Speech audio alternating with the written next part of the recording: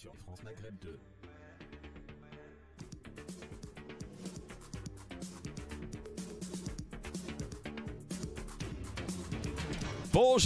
Bonjour à toutes, bienvenue, ravi de vous retrouver sur France Maghreb 2, j'espère que vous allez bien. C'est mercredi, nous sommes le 20 juillet et enfin nous respirons sur Paris, comme ça fait du bien, ravi de vous retrouver avec au programme de cette émission du LGF. Nous allons parler, se poser la question avec Audrey Pronesti, qu'est-ce que le tourisme médical?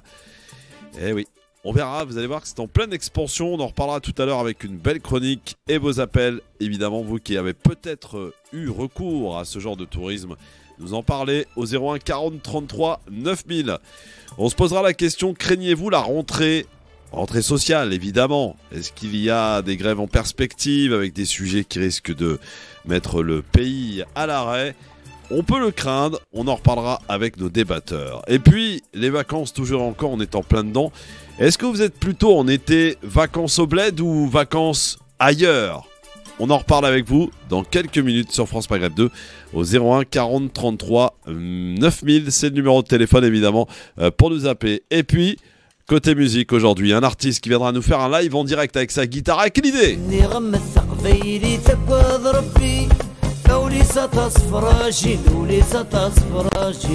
Avec l'idée à l'occasion de son concert samedi soir au Cabaret Sauvage, à l'occasion des 25 ans de la salle, tout simplement.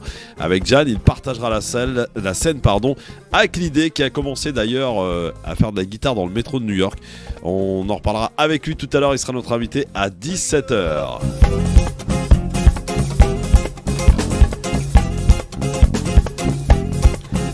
الريف اللصن يروى الكيف الديبان اني غمضطر وميتك ضربي انفاس العرب ترانكيل انفاس العرب ترانكيل Anfas Arvé tranquille, on va le laisser tranquille en tout cas et nous laisser nous offrir un maximum de bon son évidemment. C'est parti pour le LGF, bienvenue à tous jusqu'à 18h. Le Grand Forum, Christophe Rowe sur France Maghreb 2. Le Grand Forum. Bonjour mademoiselle, madame Audrey Pronesti, comment ça va? Bonjour Christophe, bonjour à tous les auditeurs, je suis ravie d'être là comme d'habitude, de toute façon. Voilà. On va parler de tourisme médical tout à l'heure avec toi. Exactement. Et tu as bossé ton sujet. Oui, mais je bosse toujours mes sujets là, tu me fais passer pourquoi là? C'est bien, c'est quoi ce téléphone qui sonne? Oh, pardon. Bah, monsieur Mais Smile Tefour. il est overbooké, attends. Bonjour monsieur Tefour. Bonjour monsieur Christophe et bonjour à nos auditeurs. Bonjour à Naldez présente ici avec nous. Qu'on salue. Et à ma chère Audrey. Bonjour. Voilà, bienvenue tout le monde, j'espère que vous allez bien. Alors on va parler de vacances dans un instant parce que c'est les vacances. Si on laissait de côté un peu la politique, c'est vrai que ça gave la politique. Ouais, mais bon. Les gens en ont marre, Smine. Ah bah oui, c'est le cas de le dire. Ouais. Avec tout ce qu'on a vécu ces derniers temps, il y a de quoi vouloir s'enfuir un peu, on va dire, à part un voyage. Eh bien déjà. justement, de voyage, il en est question dans un instant et on se posera la question. Est-ce qu'on est le 20 juillet, monsieur Smine Tefour? En plus. Bah oui, c'est aujourd'hui, c'est pour ça bah qu'on le oui. passe. Attends, Ouais. j'adore le son de guitare. C'est l'un des meilleurs guitaristes. Il y a Frank Zappa, Ouais, il y a Clapton. ouais. Voilà. Et j'en rajouterai un, il est algérien, il s'appelle Jamel Laroussi. Moi je dirais il y en a encore mieux. Quoi? Celui de, comment il s'appelle? C'est l'autre fille, celui qui était dans le groupe Amarna, je sais pas si tu connais.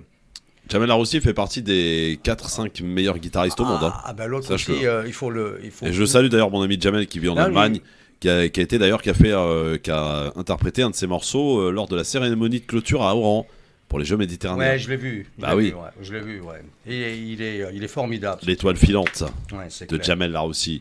Un grand monsieur, vraiment très très humble, comme il en existe rarement d'ailleurs. Comme tous les musiciens. Ah, pas tous, Christophe. non, pas tous. Il y en a qui se la racontent beaucoup. Ouais, il a raison, ouais, c'est ouais. pas tous. Ça Ouais. dépend après. Bon, alors on va parler vite fait, rapidement, de cette rentrée qui approche au mois de septembre, évidemment. On voit qu'en ce moment, il y a le pouvoir d'achat qui est discuté à l'Assemblée nationale. La semaine dernière, c'était évidemment les restrictions autour du Covid. Bon, l'article 2 a été supprimé. Les oppositions, en tout cas, ont joué un jeu qui a coûté l'article 2. Et on semble là que se diriger vers une France insoumise, en fait, qui rejette tout ce qui est proposé par le gouvernement. Il n'y a pas d'opposition constructive. C'est ce que déplore un petit peu la majorité et les autres partis aussi, comme les LR et les Rassemblements National, qui d'ailleurs, somme toute, le Rassemblement national essaie d'être un peu constructif, faut l'avouer, à l'Assemblée nationale. Au vu de ce qui se passe et du pouvoir d'achat, tout est rejeté par la France insoumise, mais ça passera de toute façon, puisque la majorité a une majorité relative. Est-ce qu'il faut craindre, Smaïn, est-ce qu'il faut craindre la rentrée au mois de septembre, octobre, la rentrée sociale? Est-ce qu'elle risque d'être agitée selon toi? Écoute, j'ai pas ma boule de cristal pour te dire ce qui va se passer exactement, mais étant donné les circonstances et puis le climat attendu, il se pourrait qu'il y ait vraiment une crise politique à la rentrée, ça c'est sûr. Hein. Oui, Audrey, est-ce qu'on peut la craindre cette rentrée sociale? Est-ce qu'il y risque d'y avoir des grèves? Je pense par exemple à l'éducation nationale où il y a un manque de personnel criant. On est obligé de faire presque du job dating là, pour recruter des professeurs. Alors, dans les hôpitaux, c'est la catastrophe. Dans les transports, n'en parlons pas avec les retraites qui arrivent. Enfin, voilà. Concernant l'éducation nationale, il faut quand même savoir que les professeurs sont quand même des gens assez disciplinés. Donc, en tout cas, à la rentrée, s'il doit y avoir des mouvements de grève, ce sera pas à la rentrée. Certes, ce que tu as soulevé, c'est une réalité, mais je pense qu'ils vont commencer réellement à s'alarmer, surtout que même les personnes qui se sont présentées au concours, c'est très faible. Il me semble, j'ai entendu dire que l'un des derniers qui a été reçu au concours, il avait 4 concours. C'est bien ça. Voilà, donc ça donne envie. Voilà. De mettre ses enfants à l'école. Exactement. Après, c'est une réalité. Ils sont en manque de personnel, en manque de formation. Alors, ils ont essayé quand même de relever les choses. Après, ça dépend aussi des secteurs.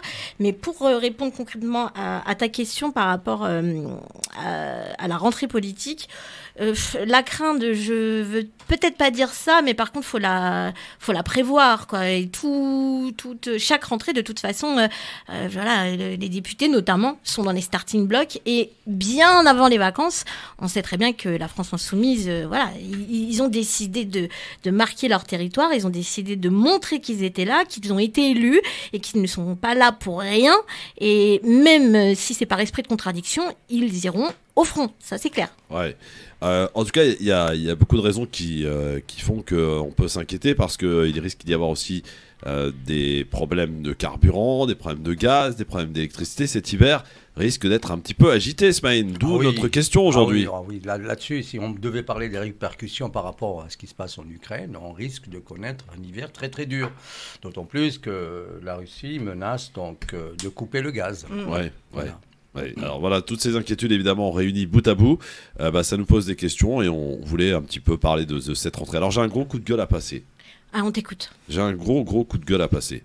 Vas-y. J'en ai marre que dans ce pays, dès qu'il y a un changement anormal, on va dire climatique, que ce soit la neige, que ce soit la chaleur, Je sais ce que ce soit les feuilles sur les rails, qu'on soit, nous, usagers des transports en commun, et je me mets dedans, impactés.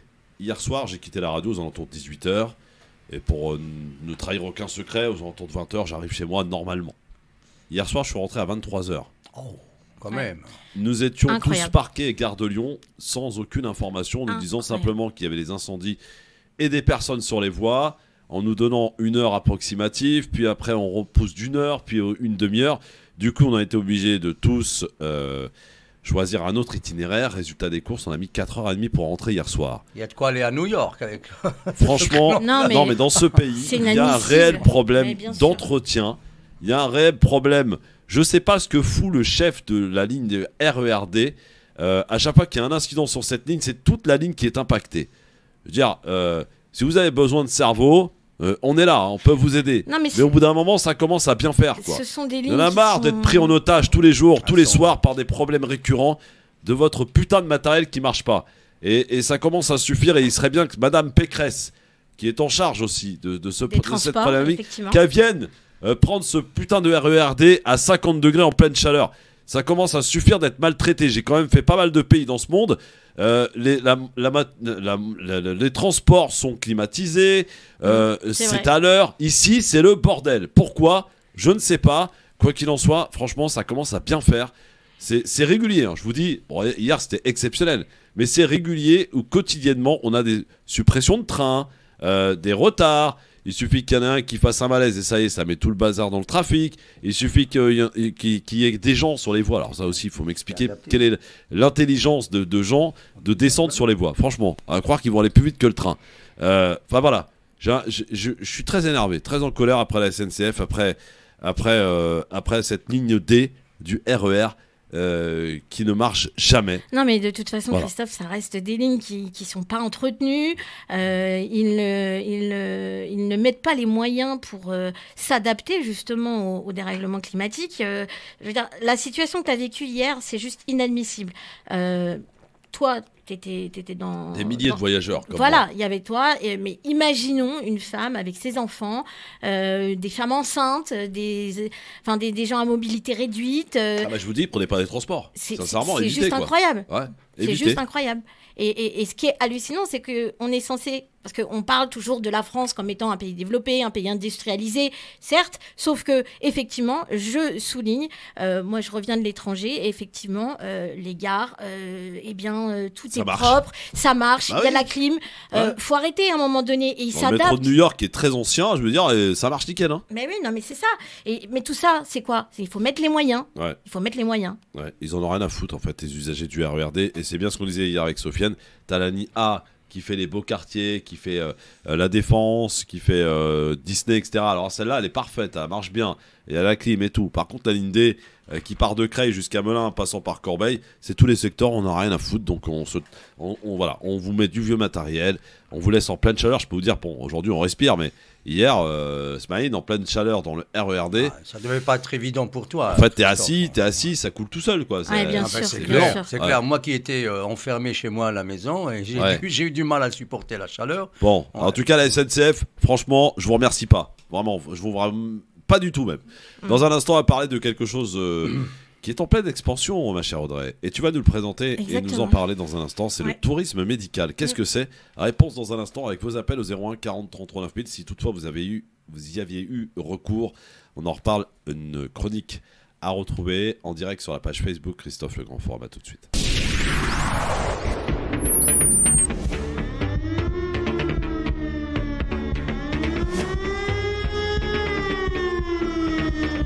Merci d'être en direct avec nous sur France Maghreb 2 en ce mercredi 20 juillet. Bonnes vacances à tous ceux qui sont déjà en train de se l'adorer tranquille hein, sur la plage. Il y en a? Ouais, ils ont de la chance, mais on pense à eux quand même. Ouais. Et puis ils écoutent peut-être la radio sur l'application France Maghreb 2 Mais ça, c'est une bonne chose. avec le sac. Exactement. D'ailleurs, Le je crois sac. qu'on est en train de préparer des sacs de plage là. Bientôt à offrir. Exactement. Mais en plus, ils sont super pratiques. Hein. Je dis ça, je dis rien. Ouais. Voilà. Le petit sac, tu l'as, Smaïn, ou pas? Non, pas du tout. Bah alors, il va falloir remédier à ça. Hein. Ah oui, Et tu pars en vacances ou pas, Smaïn? Si, demain. Ah, tu vas où? Je suis en Algérie parce qu'il y a, Quoi il y a le mariage de mon neveu. Je suis obligé d'y être là. Tu vas où en Algérie? À Oran. À Wahalan. Voilà, tu vas il faut que j'aille en t'amuser. Tunisie après. En Tunisie après? Ouais, normalement, oui. On a prévu d'aller en Tunisie, ouais. Donc tu fais Wahalan et après En Tunis. Tunis. Ouais, direct.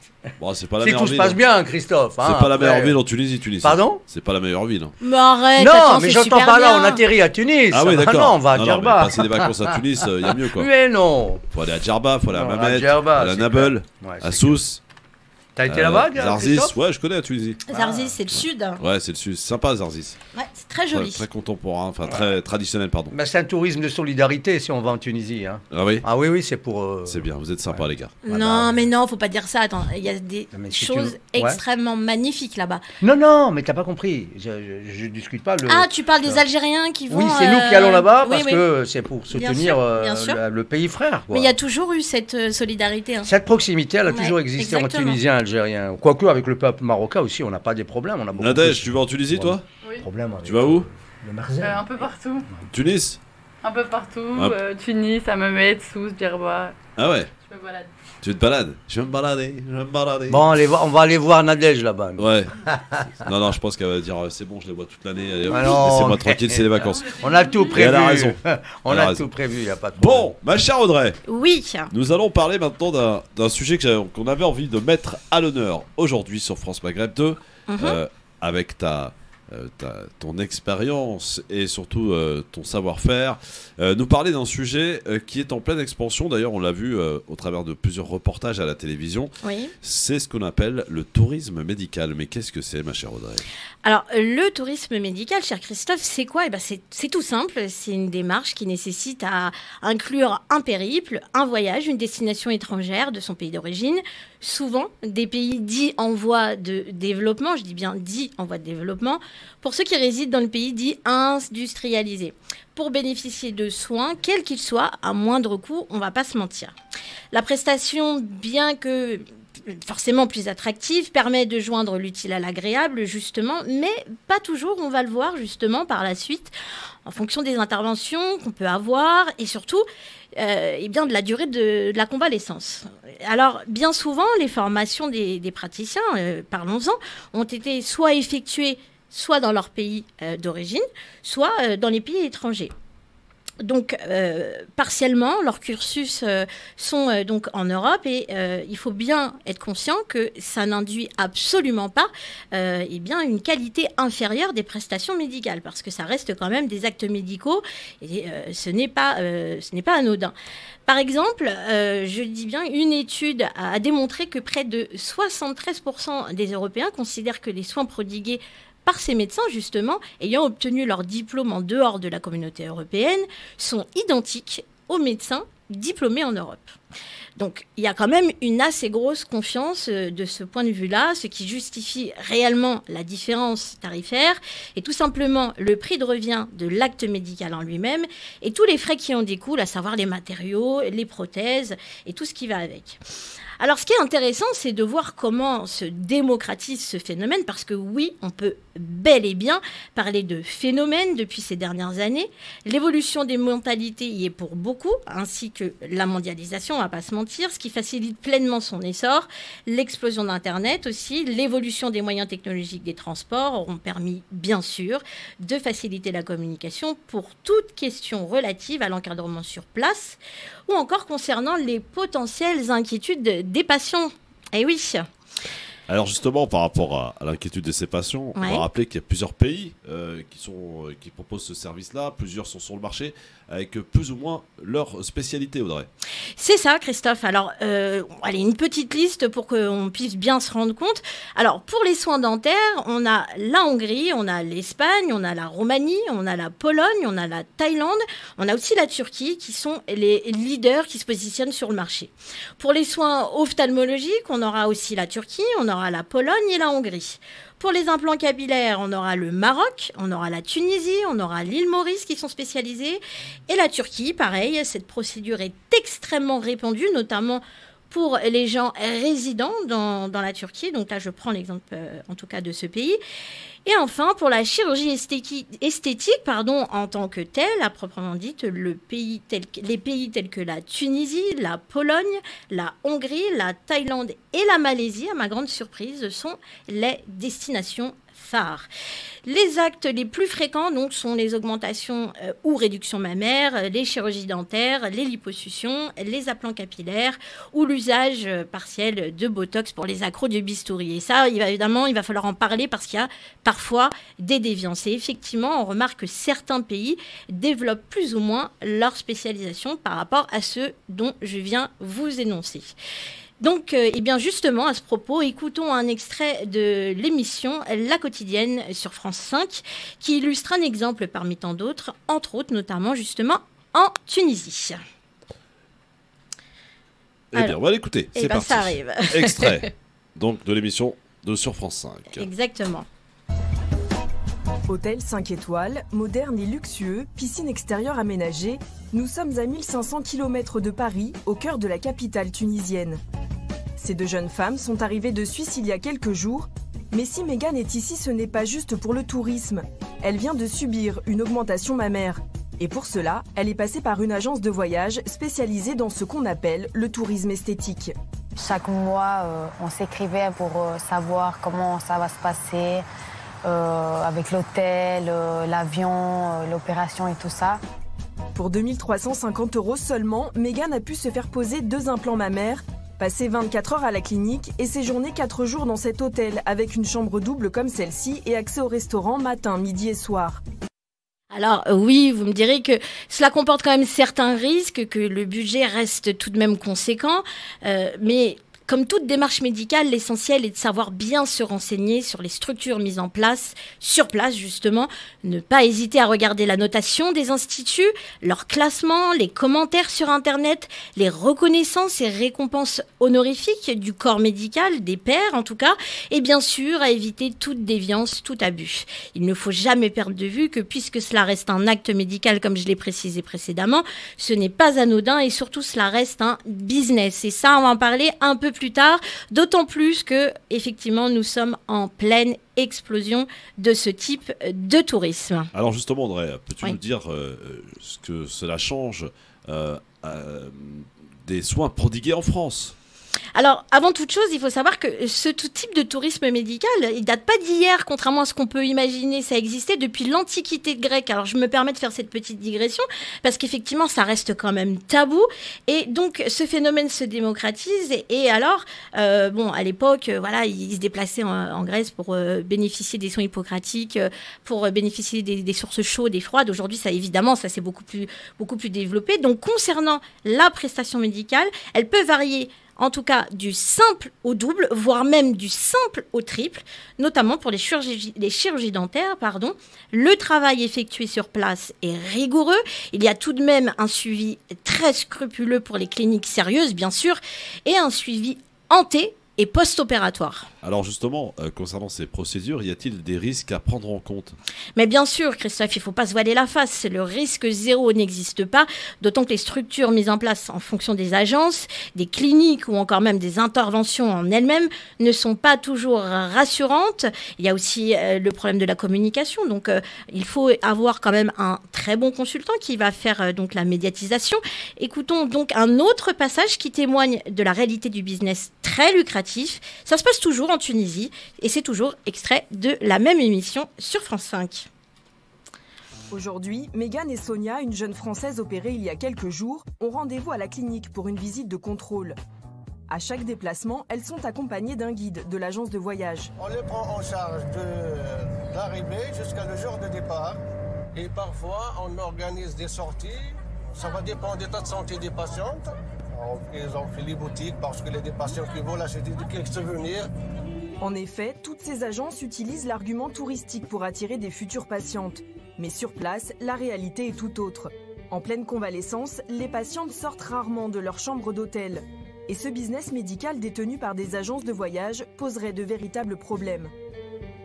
Un système qui fait intervenir un tiers, en l'occurrence un tour opérateur, une agence de voyage, etc., c'est un système qui est dangereux. Qui est dangereux pour le chirurgien parce qu'il n'est plus libre de ses décisions et qui est dangereux pour le patient parce qu'un chirurgien qui n'est pas libre de ses décisions, c'est un chirurgien qui va faire des bêtises. Un tour opérateur peut très bien mettre la pression sur un chirurgien en lui imposant de faire telle ou telle intervention, puisque de toute façon, s'il lui refuse, ils vont en prendre un autre. Alors, à noter que la Tunisie déclare accueillir quand même chaque année 500 000 patients étrangers. Ce chiffre, par contre, n'englobe vraiment que les démarches et les procédures de chirurgie esthétique à proprement dite. Parce qu'effectivement, il y a plusieurs classements. Voilà. Donc après, effectivement, il faut... Alors, Audrey, Ouais. question très importante pour les Français qui décideraient de franchir le cap. Est-ce que les soins sont remboursés par la sécurité sociale? Bah, bien évidemment que non, Christophe. Les frais sont totalement à la charge du patient. Selon justement un arrêté de la Cour de justice de l'Union européenne du 9 octobre 2014, il faut respecter quand même deux conditions. La première, que les soins en question figurent parmi les prestations prévues par la législation de l'État de lieu de résidence. Et la deuxième condition, c'est que le soin reçu à l'étranger ne puisse être dispensé au patient dans son propre pays dans un délai nécessaire par rapport à la France. Donc la peur de l'inconnu, on va pas se mentir, peut effectivement soulever de nombreuses questions. C'est complètement normal d'ailleurs, mais certains peuvent tomber dans l'excès, on l'a dit précédemment. Et bien sûr, c'est fortement déconseillé. D'ailleurs, les professionnels de santé sont particulièrement vigilants sur ce point, sur la prévention faite autour de cela. Enfin, Audrey, Oui. On dit donc que ce marché est en pleine expansion. Est-ce que tu peux nous préciser quel est l'impact sur la population française? Oui, alors selon les dernières estimations issues d'une étude BVA qui date tout de même de 2014, hein, donc on va prendre quand même du recul, sachant que ces 2 dernières années, avec la crise sanitaire, on a noté un ralentissement, voire même une baisse des patients qui se déplacent, les lignes portuaires étant fermées, on sait exactement ce qui s'est passé. On sait que finalement, seulement 2% des Français, soit 1,3 million, ont déjà bénéficié des soins en dehors de nos frontières, mais il y a quand même une étude qui révèle, et toujours la même, 11% d'entre eux, soit 7,2 millions, reconnaissent y penser justement de plus en plus sérieusement. Parce que justement, ça se démocratise. Les destinations phares et privilégiées sont quand même l'Europe de l'Est pour la proximité géographique et son appartenance à l'Europe. C'est plus rassurant en tout cas pour les Européens, mais aussi pour la Tunisie et le Maroc, car ce sont des pays francophones, justement. Et à l'inverse, du coup? Alors, forcément, beaucoup moins. La France est très, très en retard sur le développement et l'accueil du tourisme médical et justement de la chirurgie esthétique. Contrairement à l'Allemagne, justement, par exemple, qui, elle, reçoit à peu près 50 000 patients, des patients étrangers, soit une génération de 2 milliards d'euros pour l'économie du pays. C'est quand même pas rien. La France est très en retard, comme je l'ai dit, et effectivement... Moi, pour finir, ce que je voudrais dire, c'est qu'il est important de ne jamais perdre de vue qu'un voyage de ce type ne peut être effectué par des agences françaises, par exemple. Parce que si vous voulez le faire, vous êtes obligé de passer directement par des sites étrangers, mais qui, somme toute, sont extrêmement bien faites. Faut pas se dire, voilà, c'est des sites étrangers, donc voilà, je ne comprends pas. Effectivement, on a tout un tas de questions qui reviennent en place. Mais en tout cas, la législation en vigueur par rapport aux agences françaises est très claire sur ce sujet. Ils ne peuvent pas vendre... des packages qui incluent des prestations médicales avec du tourisme. Voilà. Donc, c'est bien de regarder les reconnaissances officielles, les notations, et il y a aussi le système de bouche à oreille. Évidemment, on aime bien s'adresser à des gens qui y sont allés. Évidemment, c'est beaucoup plus rassurant. Voilà. Beaucoup plus rassurant. Merci beaucoup Audrey pour cette belle présentation. Est-ce que du coup, Smaïn Tefour, ça te donne envie d'aller faire du tourisme médical? Franchement, je Est-ce qu'il y a des trucs à faire chez toi ou pas? Ah, peut-être un peu. Je commence à perdre un peu de cheveux, oui, peut-être. Ah, pourquoi voilà. pas la Turquie? Voilà. Alors, ça fonctionne calvitie, très très je crois. bien. Ça Pardon fonctionne très très bien. Moi, t'en es loin encore. Oui, je sais bien, mais mes filles se moquent de moi. On me dit, papa, qu'est-ce que tu attends pour aller en Turquie? Parce qu'il y a un cousin à moi qui l'a fait. Ah, et alors, c'est extrêmement il paraît que c'est réussi. Moi, je ne l'ai pas encore vu, ce cousin. C'est plutôt mes filles qui l'ont vu. Et mes sœurs m'en ont parlé. A priori, ça a marché. Et puis, ça a coûté pas du tout cher. Hein. Non, mais alors là, pour le coup, les implants capillaires en Turquie, et ça, justement, j'en ai parlé dans la chronique, c'est vraiment très répandu. On voit énormément de Turcs, notamment, qui se baladent dans la rue avec les pansements. Donc, ils font un prélèvement des cheveux à l'arrière, ils prennent des greffons et on va dire qu'au bout de 2-3 mois, ça commence à être très visible. Perso, moi j'ai rien à refaire, hein, tout va bien. Pour l'instant. Nadège, t'as des trucs à faire, non? Non. Non, pas pour l'instant. Toi t'es jeune encore, ça va. Mais cela dit, voilà. Donc si vous avez peut-être l'envie, si ça vous a traversé l'esprit, ou alors est-ce que vous avez franchi le pas? Est-ce que vous avez été à l'étranger pour ce qu'on appelle du tourisme médical? Est-ce que vous l'avez regretté? Est-ce que vous en êtes content? 01 40 33 9000 pour évidemment, on parle de dents, on parle de cheveux, on parle de poitrine, on parle de quoi d'autre encore? Oui, il y a aussi les injections de Botox, il y a tout un tas de choses. Hein. Il y a les liposuctions, il y a les abdominoplasties, enfin il y a tout un tas de choses. Hein. Ça s'arrête pas, hein. On n'arrête pas le progrès, si on peut dire ainsi. Et puis aussi, je crois aussi pour avoir des enfants, il y a des pays qui proposent aussi système la FIV là. Vous savez qu'en France c'est limité quand même à un certain nombre. Ouais. Et quand on n'a toujours pas d'enfants, que ça ne marche pas, il y a des pays qui proposent, on peut aller faire des FIV par exemple en Espagne, je crois. Exactement. Voilà. Mais alors, la PMA, c'est ça? Pour les FIV en Espagne, il faut qu'il y ait une congélation des ovules, vraiment des femmes de façon, on va dire, dans la trentaine, quoi. Je veux dire, il n'y a pas de miracle. Hein.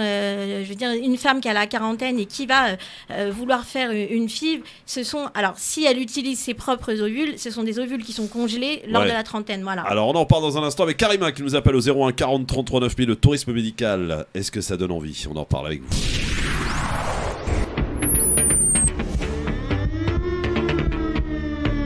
On parle du tourisme médical dans le Grand Forum avec Audrey Pronesti, journaliste, avec Smaïn Tefour également, journaliste. 2 journalistes autour de cette table, c'est formidable.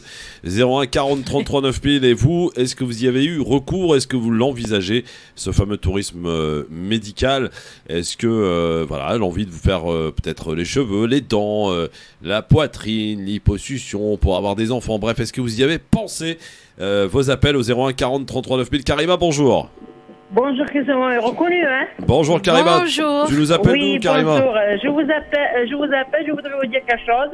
J'ai ma voisine qui a la fait chirurgie esthétique en Tunisie. Ouais. Elle a rajeuni pour de 20 ans. Si vous voyez comme elle a 58 ans, on dirait qu'elle a 18 ans. Ah ouais. Ah, carrément. Ah, ouais. Elle a payé 3 000 € Ouais. avec l'hôtel, puis déjeuner. On va le déjeuner complet, je veux dire repas le matin, midi et soir. Et elle a payé l'avion de sa poche. Si tu vois, elle a payé que l'avion de sa poche. Donc elle est ravie, elle est contente quoi. Elle est contente et je le vois tous les jours. Elle m'a dit je suis bien. J'ai dit tu as pas mal. Elle m'a dit rien du tout. Mais ils sont top pour l'esthétique. Ils sont top. Hein. Ouais. Ah bah c'est exactement ce dont Merci on du parlait. témoignage, Karima. En plus. Bah, elle s'appelle comment la voisine? Elle s'appelle Nadia. Eh ben on la salue Nadia, bravo à vous, merci beaucoup Ouais. Karima. Je voudrais faire, Ouais. je voudrais faire les yeux. Je vais voir s'ils sont bien pour les yeux. Parce que j'ai un glaucome, mais je vais voir s'ils sont temps pour les yeux. Je sais pas. Pour les yeux, je sais pas s'il y a des pays qui sont connus pour La ça. Turquie. Bah oui, La Turquie et l'Espagne. Je l'ai précisé, il y a la Hongrie. Attends, je vais vérifier. Parce que moi, je vois le brouillard, je vois beaucoup de brouillard. Ouais, moi aussi d'ailleurs. Ah ouais? Ah ouais. Alors pour les soins Beaucoup. ophtalmologiques, il y a la Turquie, la Pologne et la Hongrie qui sont spécialisés là-dessus. Ah ouais? Ouais. La Turquie, La c'est pas Pologne, cher. la La Turquie, Turquie c'est et pas quoi cher. La Pologne, la Hongrie et la Turquie. Bon, l'avantage, Ah. c'est que quand on a la possibilité de bénéficier de soins et, comme je disais, de ne pas avoir des convalescences trop lourdes, effectivement, on peut profiter un peu du pays. Mais parfois, c'est pas possible. Hein. Je veux dire, on reste à l'hôtel et puis voilà, il faut se reposer. Oui. Ouais. Non, il n'y a pas de problème, je partirai parce que je vois beaucoup de brouillard. Ouais, puis il y a aussi les bons spécialistes ophtalmologiques en France, hein, ma chère Karima.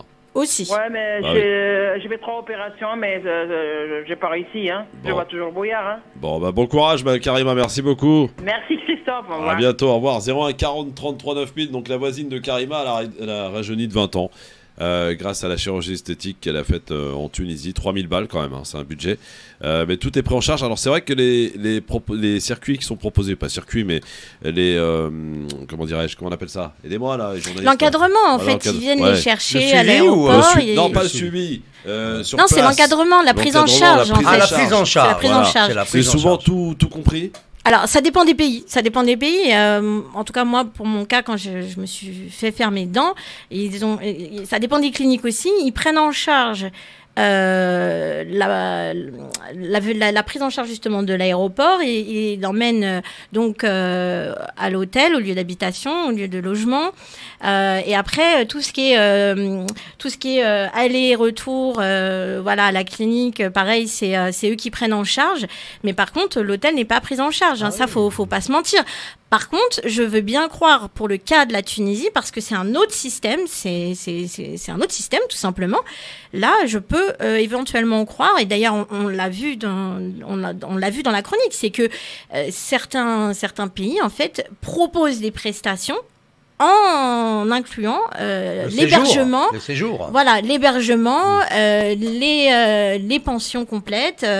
Donc effectivement, en plus la Tunisie, je veux dire, c'est la porte à côté. On n'est pas, voilà, c'est un pays francophone. Il y a beaucoup moins de craintes réellement. On va pas Alors se justement, mentir. par rapport aux craintes, d'abord, Smaïd, tu me disais que le tourisme médical se développe aussi à Oran, en Algérie. À Oran, en Algérie, en effet, il y a pas mal de cliniques qui ont poussé un peu à droite, à gauche à Oran, s'agissant par exemple de la greffe des cheveux. Vous avez aussi pour la liposuction, ce qu'on appelle aussi la sleeve aussi, c'est pour... Exactement. voilà, Alors la voilà. sleeve, c'est quand même une Ça, c'est une intervention opération assez importante. qui est quand même. très très lourde. Hein. Très lourde, Ouais. mais... C'est pour elle ceux est- qui sont en surpoids. hein. Absolument, Ouais. oui, mais maintenant ça rentre dans le cadre esthétique. Pas mal de femmes que je connais d'ailleurs qui ont subi cette... Alors il faut savoir Ouais. qu'en France, à partir d'un certain IMC, je ne sais plus exactement lequel, je ne vais pas dire de bêtises. L'indice de la masse corporelle. Exactement. Exactement. La sécurité sociale prend en charge la totalité Tout à fait, oui. des soins, des interventions. Donc là, pour le coup, cette intervention-là, s'il y a possibilité de le faire en France, je veux dire, on va quand même ouvrir le ventre, on va quand même mettre un anneau. Il faudrait prouver que ça soit. Il faudrait prouver que c'est pour la santé. Parce que généralement, les femmes, moi j'en connais, sincèrement André, j'en connais 2 d'ailleurs, qui l'ont fait pour des raisons esthétiques. Moi j'en connais une qui l'a fait pour des conditions morbides, de santé, et clairement, ça a fonctionné et tout a été pris en charge. Bon, donc, le tourisme médical, on en parle, 01 40 33 9000, les enfants, est-ce que vous avez l'intention de le faire? Est-ce que vous y avez pensé? Est-ce que vous l'avez fait? Comment ça s'est passé? Vos témoignages au 01 40 33 9000 éventuellement. Moi, ce qui fait un peu peur, et je pense que beaucoup de gens sont dans ce cas-là, s'il y a des complications. Mais bien sûr, on a tous. Oui, il y a des effets secondaires, il faut s'y attendre. Hein. Par exemple, pour les implants mammaires. En France, t'as des complications, c'est compliqué quoi.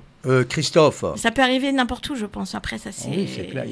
Ismaël. Oui, en fait, pour revenir aux implants mammaires, il y a souvent ce qu'on appelle des ruptures de l'implant, qui créent des formes de cancer quelque part après. Hein. Donc, je suis pas médecin, je suis pas qualifié. C'est vrai qu'on n'a pas parlé des rhinoplasties. Alors ça, c'est quelque chose d'extrêmement. De quoi, plastique? La rhinoplastie, c'est ceux nez, qui se refont le nez. Alors, je peux vous dire que c'est hyper impressionnant. Mais alors, en Tunisie, nez, en fait, tu restes comme en Tunisie, c'est un. Il y a beaucoup de ratage, par contre. Non, mais moi, c'est un truc que je ferais jamais. Ils remplissent le nez avec de la gros nez. Non, mais ça, c'est un truc, c'est trop. Je veux dire, ils rabotent l'os du nez. Je veux dire, tu te mets la rissa là-dedans, l'os, il va se raboter direct. Allez, dans un instant, on continue d'en parler. 01 40 33 9000. On va faire une petite pause musicale avec notre artiste Akilide qui sera avec nous dans un instant sur France Maghreb 2. Yes, papa. Il sera au Cabaret Sauvage à l'occasion des 25 ans de la salle samedi prochain sur France Maghreb 2 en direct dans un instant.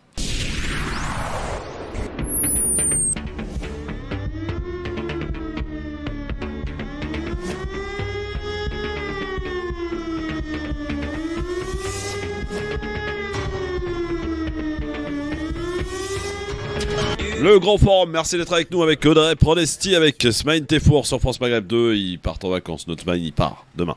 Ben oui, je mets les voiles. Tu mets les voiles. Tu pars en Algérie et en Tunisie. Voilà, c'est bien le cas. C'est pas mal. Écoute, Combien de temps Bah écoute, on va rester 3 ou 4 semaines au max. Hein, donc, ouais, bien sûr.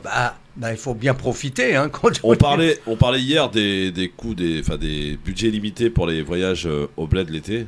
C'est un budget. Hein.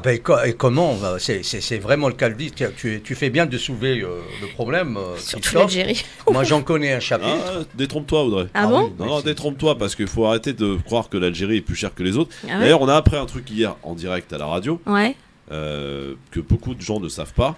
C'est que depuis, vous vous souvenez du détournement d'avion en 1994. Exact. Les aéroports de Paris imposent une taxe à Air Algérie de 135 € par passager. Ouh là là là. Faut le savoir ça, voilà. Ah oui. Donc, quand on a fait un comparatif hier en direct avec Nadège pour un départ aujourd'hui, Alger, Marrakech et Tunis. C'est grosso modo ce qui correspond à la taxe et on est dans les mêmes prix. Et juste l'aller, c'est plus de 300 balles. Voilà. Oui, mais la différence entre le Maroc et la Tunisie, Christophe, c'est que Air Algérie, c'est tout au long de l'année. Il y a des promos des fois, il faut le reconnaître, mais tout au long de l'année, ça reste quand même relativement cher. Hein. Oui, mais il faut prendre en compte cette taxe. Voilà. Oui, mais la taxe, je ne sais pas. Moi, là, tu me surprends. Ah ben non, je ne te surprends pas, je te le dis. Voilà. Oui, c'est une chose qu'on ne sait pas. Je ne mets pas en doute ton information, mais toujours est-il que... Il faut le savoir. Alors, on a le docteur qui est avec nous en direct, notre docteur préféré, qui est du côté de Bruxelles, peut-être, docteur? Voilà, c'est ça. Bonjour, docteur. Alors, bonjour, madame. Bonjour, monsieur. Bonjour. Madame Audrey. Audrey Pronesti. Oui. Voilà, je vous pose une question. Oui. Je ne l'ai pas appelé, mais monsieur Christophe, il est fort. Ouais. Même en médecine. Là, il a parlé des complications. Bon, mis à part la beauté des voyages à droite et à gauche dont vous avez parlé. Mm-hmm. Est-ce que vous avez entendu de monsieur l'ancien ministre des Affaires étrangères, comment s'appelle, qui a eu pour une intervention au sinus et il est rentré dans le coma pendant 2 mois. Alors, alors là, son nom... C'est un ministre de quel pays, s'il vous plaît? Chez nous, ici, en France. Ah, français, d'accord. C'était celui qui a travaillé, je pense, avec dans les années 98 par là.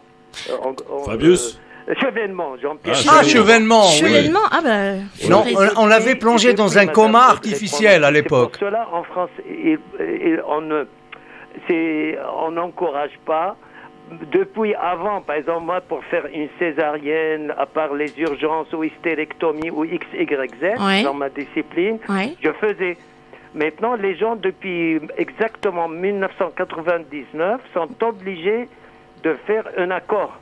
Oui, même bien dans sûr. les hôpitaux publics, c'est-à-dire au cas où ça tourne en vinaigre, il a raison, Monsieur Christophe, des complications comme ça pour que le médecin se décharge. Bah. Alors, justement, dans moi, ces pays-là dont vous avez cité, bon, pour l'ophtalmo, entre guillemets, c'est l'Union soviétique à l'époque et Moscou. Bon, je vous laisse répondre à ma question. Je voulais juste préciser que déjà, d'une part, je n'encourage absolument pas la chirurgie, quelle qu'elle soit. Après, chacun est libre de faire ce qu'il veut, mais effectivement, pour répondre à votre question, il ne faut absolument pas nier le fait que le risque zéro n'existe pas et que c'est pour ça que moi, dans mon cas, je vais vous raconter vite fait, je me suis refait faire mes dents et j'ai mis 1 an pour les refaire. C'était des très lourds soins, pardon. Et donc j'ai pris le temps.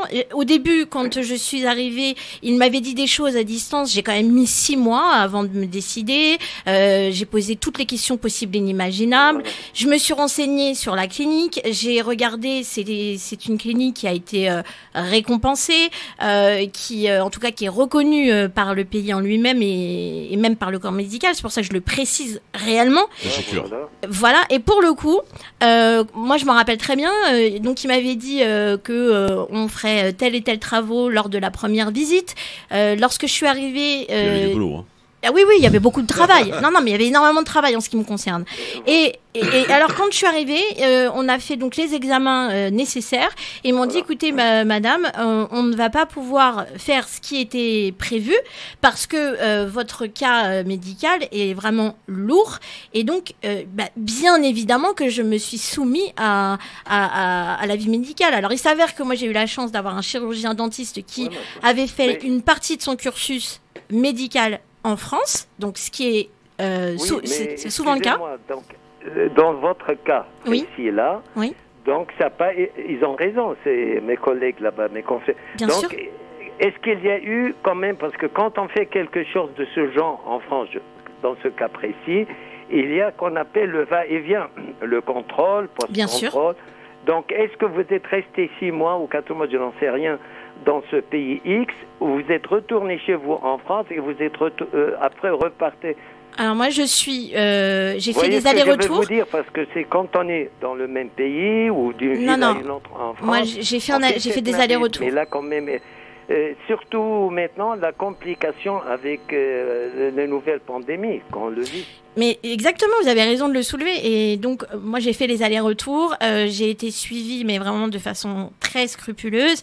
Mais après, effectivement, vous avez totalement raison de le souligner. Et c'est pour ça que le bouche à oreille fonctionne aussi énormément, parce que les gens ont envie de le faire, mais ils ont peur. Et à juste raison. Moi, j'étais totalement terrifiée, on va pas se mentir. Personnellement, moi, je suis une flippette, donc je le ferai pas. Hein, mais bon. Monsieur Christophe. Oui, docteur. Avant d'oublier ce qui est dans ma tête, bon rétablissement pour Oui, mais ça y est, le Covid, j'ai chassé, moi, ça y est. Ouais, j'ai entendu en replay votre il y a 2 jours, et c'est très bien, je vous félicite avec le médecin qui n'a pas dit cachez-vous 1 semaine avec Doliprane. Il vous a donné le cortisone anti-inflammatoire. Cortisone, 2 antibiotiques. Hop, je suis reparti comme en l'an 40, comme on dit.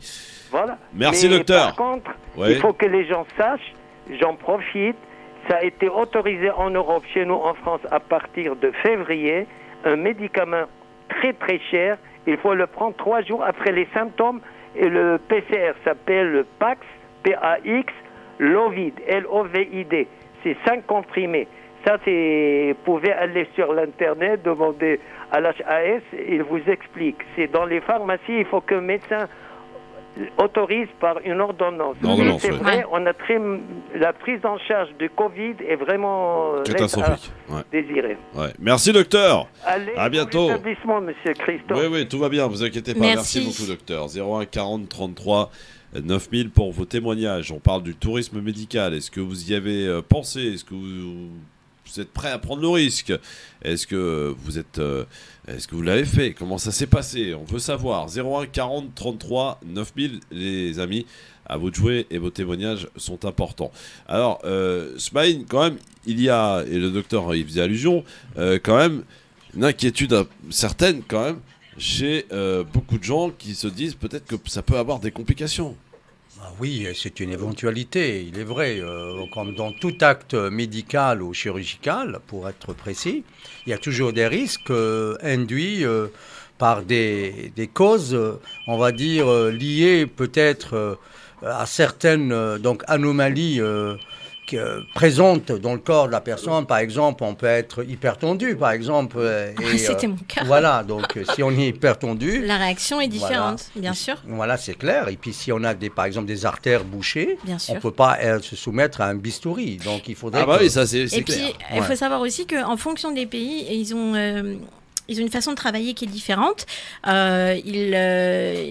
Notamment pour les anesthésies, ils utilisent, moi dans mon cas, ils utilisaient un sérum qui n'est absolument pas autorisé en France, ce qui s'appelle le système de sédation. Et là, dernièrement, justement, j'ai appris que le gouvernement turc a justement vraiment fortement donné des restrictions par rapport à ça. Ah, il a déconseillé. Oui, c'est voire même parfois interdit. Moi, j'étais vraiment un cas particulier parce que les anesthésies, elles prenaient pas. C'est clair, t'as un cas particulier. Oui, je suis un cas particulier, mais pour le coup, le système de sédation n'existe pas. Enfin, en tout cas, ne se pratique pas en France. En France, pour les raisons que tu viens d'évoquer. Mais parce qu'effectivement, il peut y avoir des complications et donc ça, voilà, il faut le savoir. On accueille Saïd qui nous appelle de Paris. Bonjour Saïd. Oui, bonjour. Bonjour Saïd, bienvenue à toi. Bon, qu'est-ce que t'as à refaire toi? En fait, voilà, je vous appelle parce que moi, là, on m'a diagnostiqué une maladie dans mes dents. Oui. Et en fait, il faut que je remplace toute ma mâchoire. Ouais. Ah ouais. Comment? Et en fait, ça me fait hyper peur déjà. Et puis, deuxièmement, là, je suis en... Bon, pour l'instant, j'ai fait que des contacts avec la France, donc j'ai des devis qui sont... exorbitants. Faramineux. Et je trouve ça quand même pas normal qu'en France, on prenne pas en charge les dents. Et oui.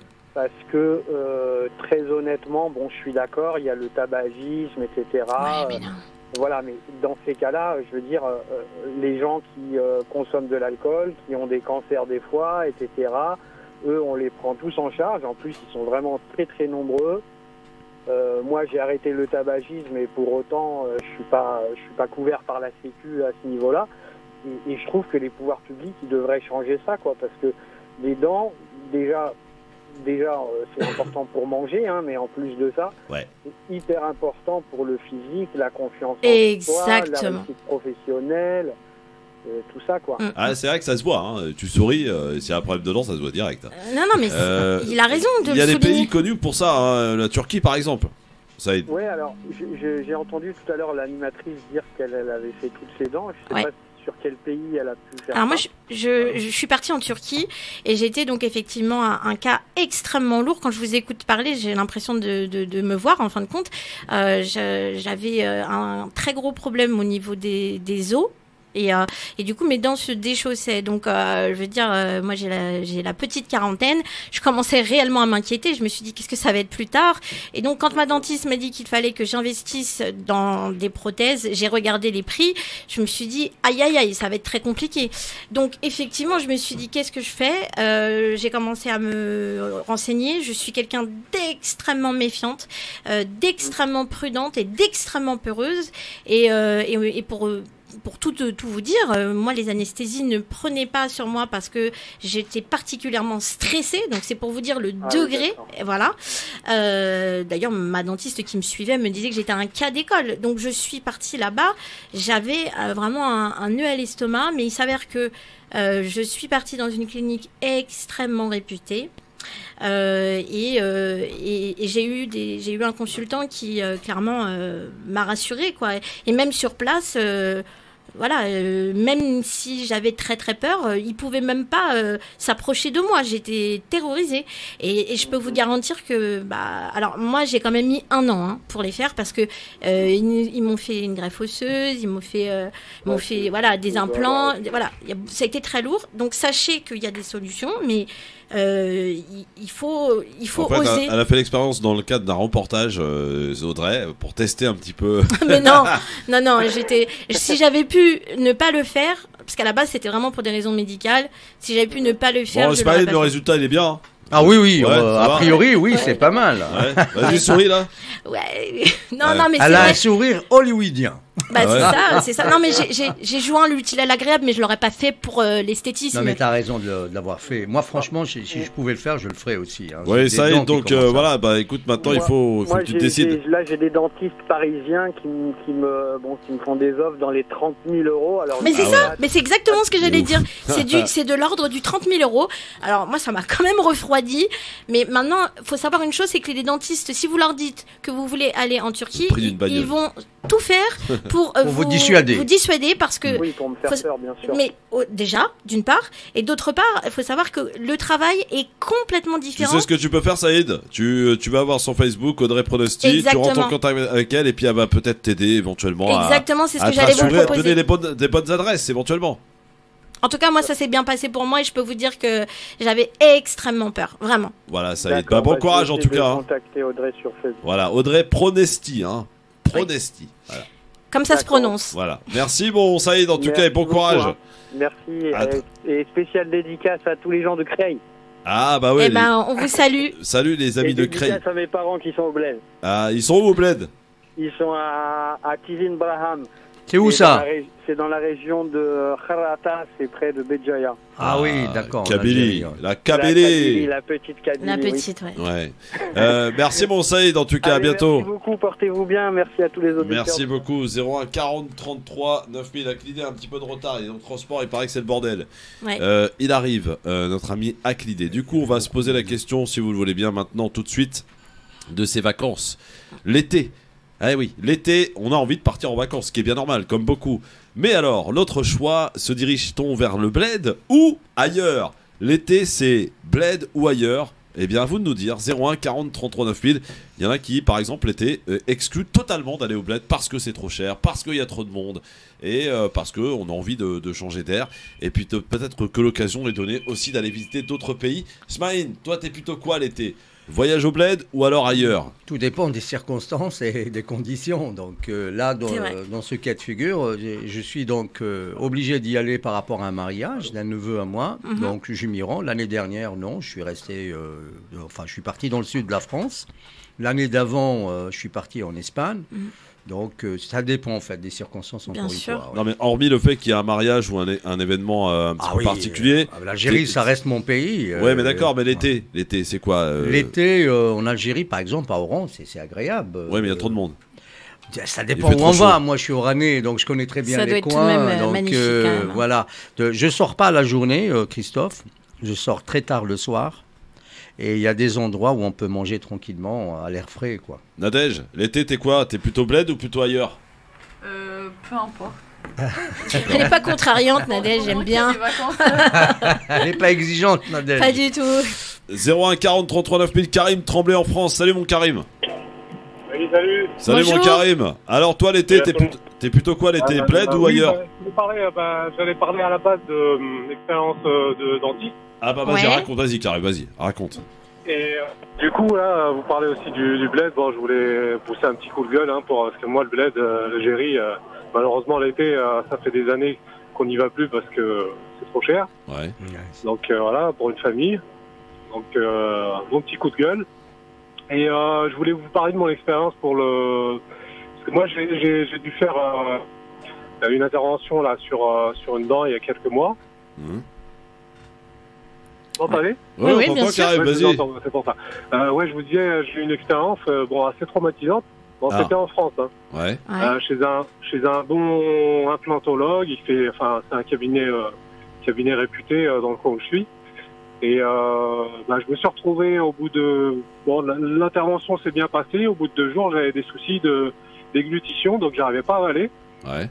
Du coup, je l'ai recontacté. Bon, je suis retourné le voir. Il a vérifié. Il me disait qu'il voyait rien. Mais 2 jours après, je me suis retrouvé à l'hôpital de Créteil. Donc, c'est lui qui m'avait envoyé. Il m'avait laissé ses coordonnées au cas où. Donc, il m'avait envoyé là-bas. Il était en vacances, du coup. Et je me suis retrouvé à l'hôpital, aux urgences. Et de là, ils m'ont envoyé, à cause du Covid, ils m'ont envoyé à Villeneuve-Saint-Georges. Ouais. Et j'ai subi une intervention en urgence parce que j'avais ce qu'on appelle une cellulite. C'est comme un goitre, en fait. Et ça peut virer à l'étouffement ou à la septicémie. Oh là là. Ah ouais, c'est chaud quand même. Juste pour un implant. Ouais. C'était une réaction à l'implant en lui-même ou... Pas du tout. Après, ils ont vérifié, l'implant était intact. Ouais. Mais c'est l'intervention au niveau de la chirurgie quand il m'a implanté. Je sais pas, j'ai dû faire une hémorragie au bout de 2 jours et ça s'est infecté au fur et à mesure. Et bon voilà quoi, c'était super traumatisant parce que pendant un mois, j'étais complètement sous antibiotiques avec 3 antibiotiques différents. Enfin, j'étais complètement par terre, j'avais perdu 6 kilos. Enfin, je vous raconte pas. Donc, et moi, j'avais pensé à aller en Turquie. Je me suis dit, alhamdoulilah, parce que si j'avais subi ça en Turquie, je sais pas comment je m'en serais sorti. Ouais, donc c'est vrai que ça peut être tentant parce que c'est vrai. Je vais juste me permettre d'ajouter une information, c'est que dans ce genre de situation, quand ils vous font une intervention, ils vous laissent pas repartir dans l'après-midi. Hein. Ils attendent plusieurs jours pour justement voir comment le corps réagit. Et c'est d'ailleurs pour ça que lorsque, tout à l'heure, le docteur m'a posé la question, j'ai fait les allers-retours, mais pour le coup, il fallait quand même prendre plusieurs jours. Je veux dire, c'était pas 2 jours et je repars. Non, il fallait prendre plusieurs jours pour attendre. Non, mais c'est important de le dire parce que justement le suivi post-opératoire, il est indispensable. Donc effectivement, malheureusement, ce qui vous est arrivé en France, moi aussi j'avais eu des réactions pas aussi graves que vous en France, mais j'avais eu des réactions, des nécroses, des bleus. Enfin, c'était terrible, quoi. Donc je peux comprendre que vous soyez mais c'est traumatisant, bien évidemment. Mais après, comme je vous dis, malheureusement, ce genre de choses, ça peut arriver partout. Et quand vous arrivez là-bas, et attention, je fais pas l'apologie de la chirurgie dentaire. Hein, je dis juste que ils ne vous récupèrent pas et ils vous font pas partir comme ça. Après, encore une fois, on parle du sérieux des instituts. Il y a des cliniques qui sont là juste pour faire de l'argent. C'est pour ça que c'est très, très, très important de vérifier où est-ce qu'on va.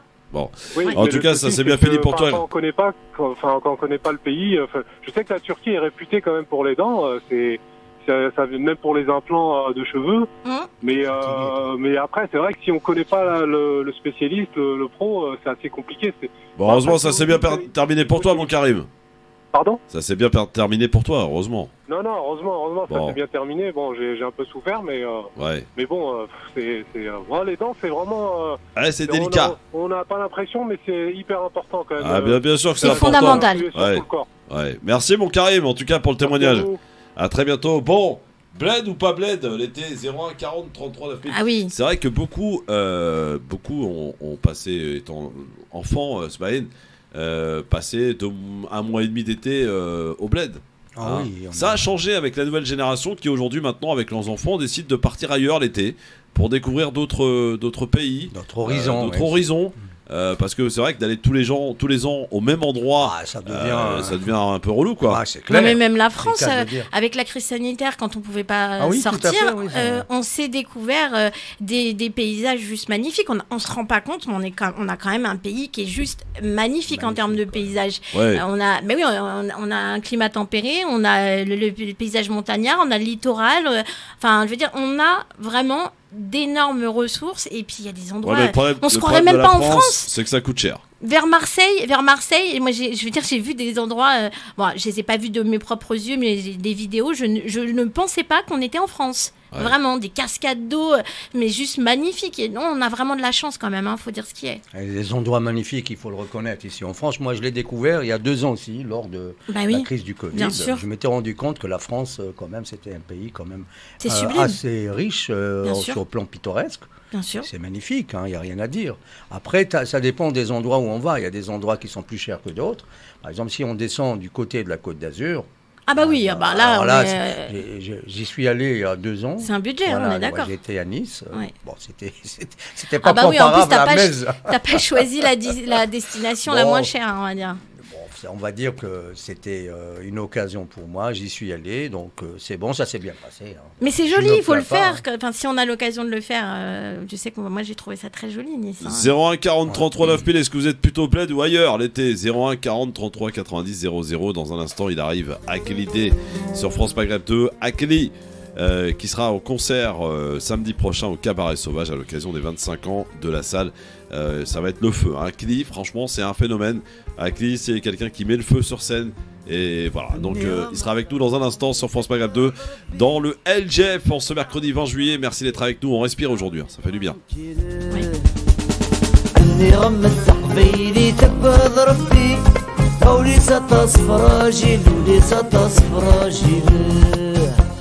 France Maghreb 2. France Maghreb 2, c'est aussi sur le DAB, la radio numérique, à Metz et toute sa région.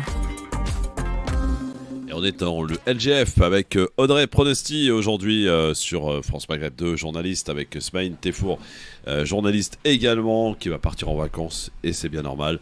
Et justement, on parle des vacances, et on vous pose la question aujourd'hui, est-ce que l'été pour vous c'est plutôt plaid, ou alors est-ce que c'est ailleurs? Beaucoup font le choix l'été de partir ailleurs et préfèrent peut-être aller voir la famille au bled le reste de l'année, où c'est moins cher, où il fait meilleur, où il y a moins de monde. Forcément, et puis ça permet surtout à la famille de découvrir d'autres paysages, d'autres horizons. L'été, c'est vrai qu'on peut se dire quand même que l'été, grosso modo, c'est un petit peu plus cher que d'autres périodes de l'année, quel que soit l'endroit où on va. On est d'accord là-dessus? Ah oui, bien sûr, c'est la haute saison, voilà. C'est clair. Donc forcément, c'est... Mais alors, beaucoup font le choix, par exemple... Alors, est-ce que vous êtes plutôt, Smaïn, toi qui as une famille, est-ce que vous êtes plutôt vacances club ou alors vacances... Indépendant. Indépendant, voilà. En freelance, nous. Ouais. C'est toujours le cas, oui. Ouais, parce que beaucoup pour les enfants, par exemple, décident d'aller en club. C'est bien parce que les enfants peuvent s'amuser, les parents peuvent se détendre, et il y a des activités, il y a plein de choses à faire voilà, en club. On peut laisser les enfants, ils peuvent s'amuser, faire du sport, etc. Et voilà, non, toi, t'es pas club.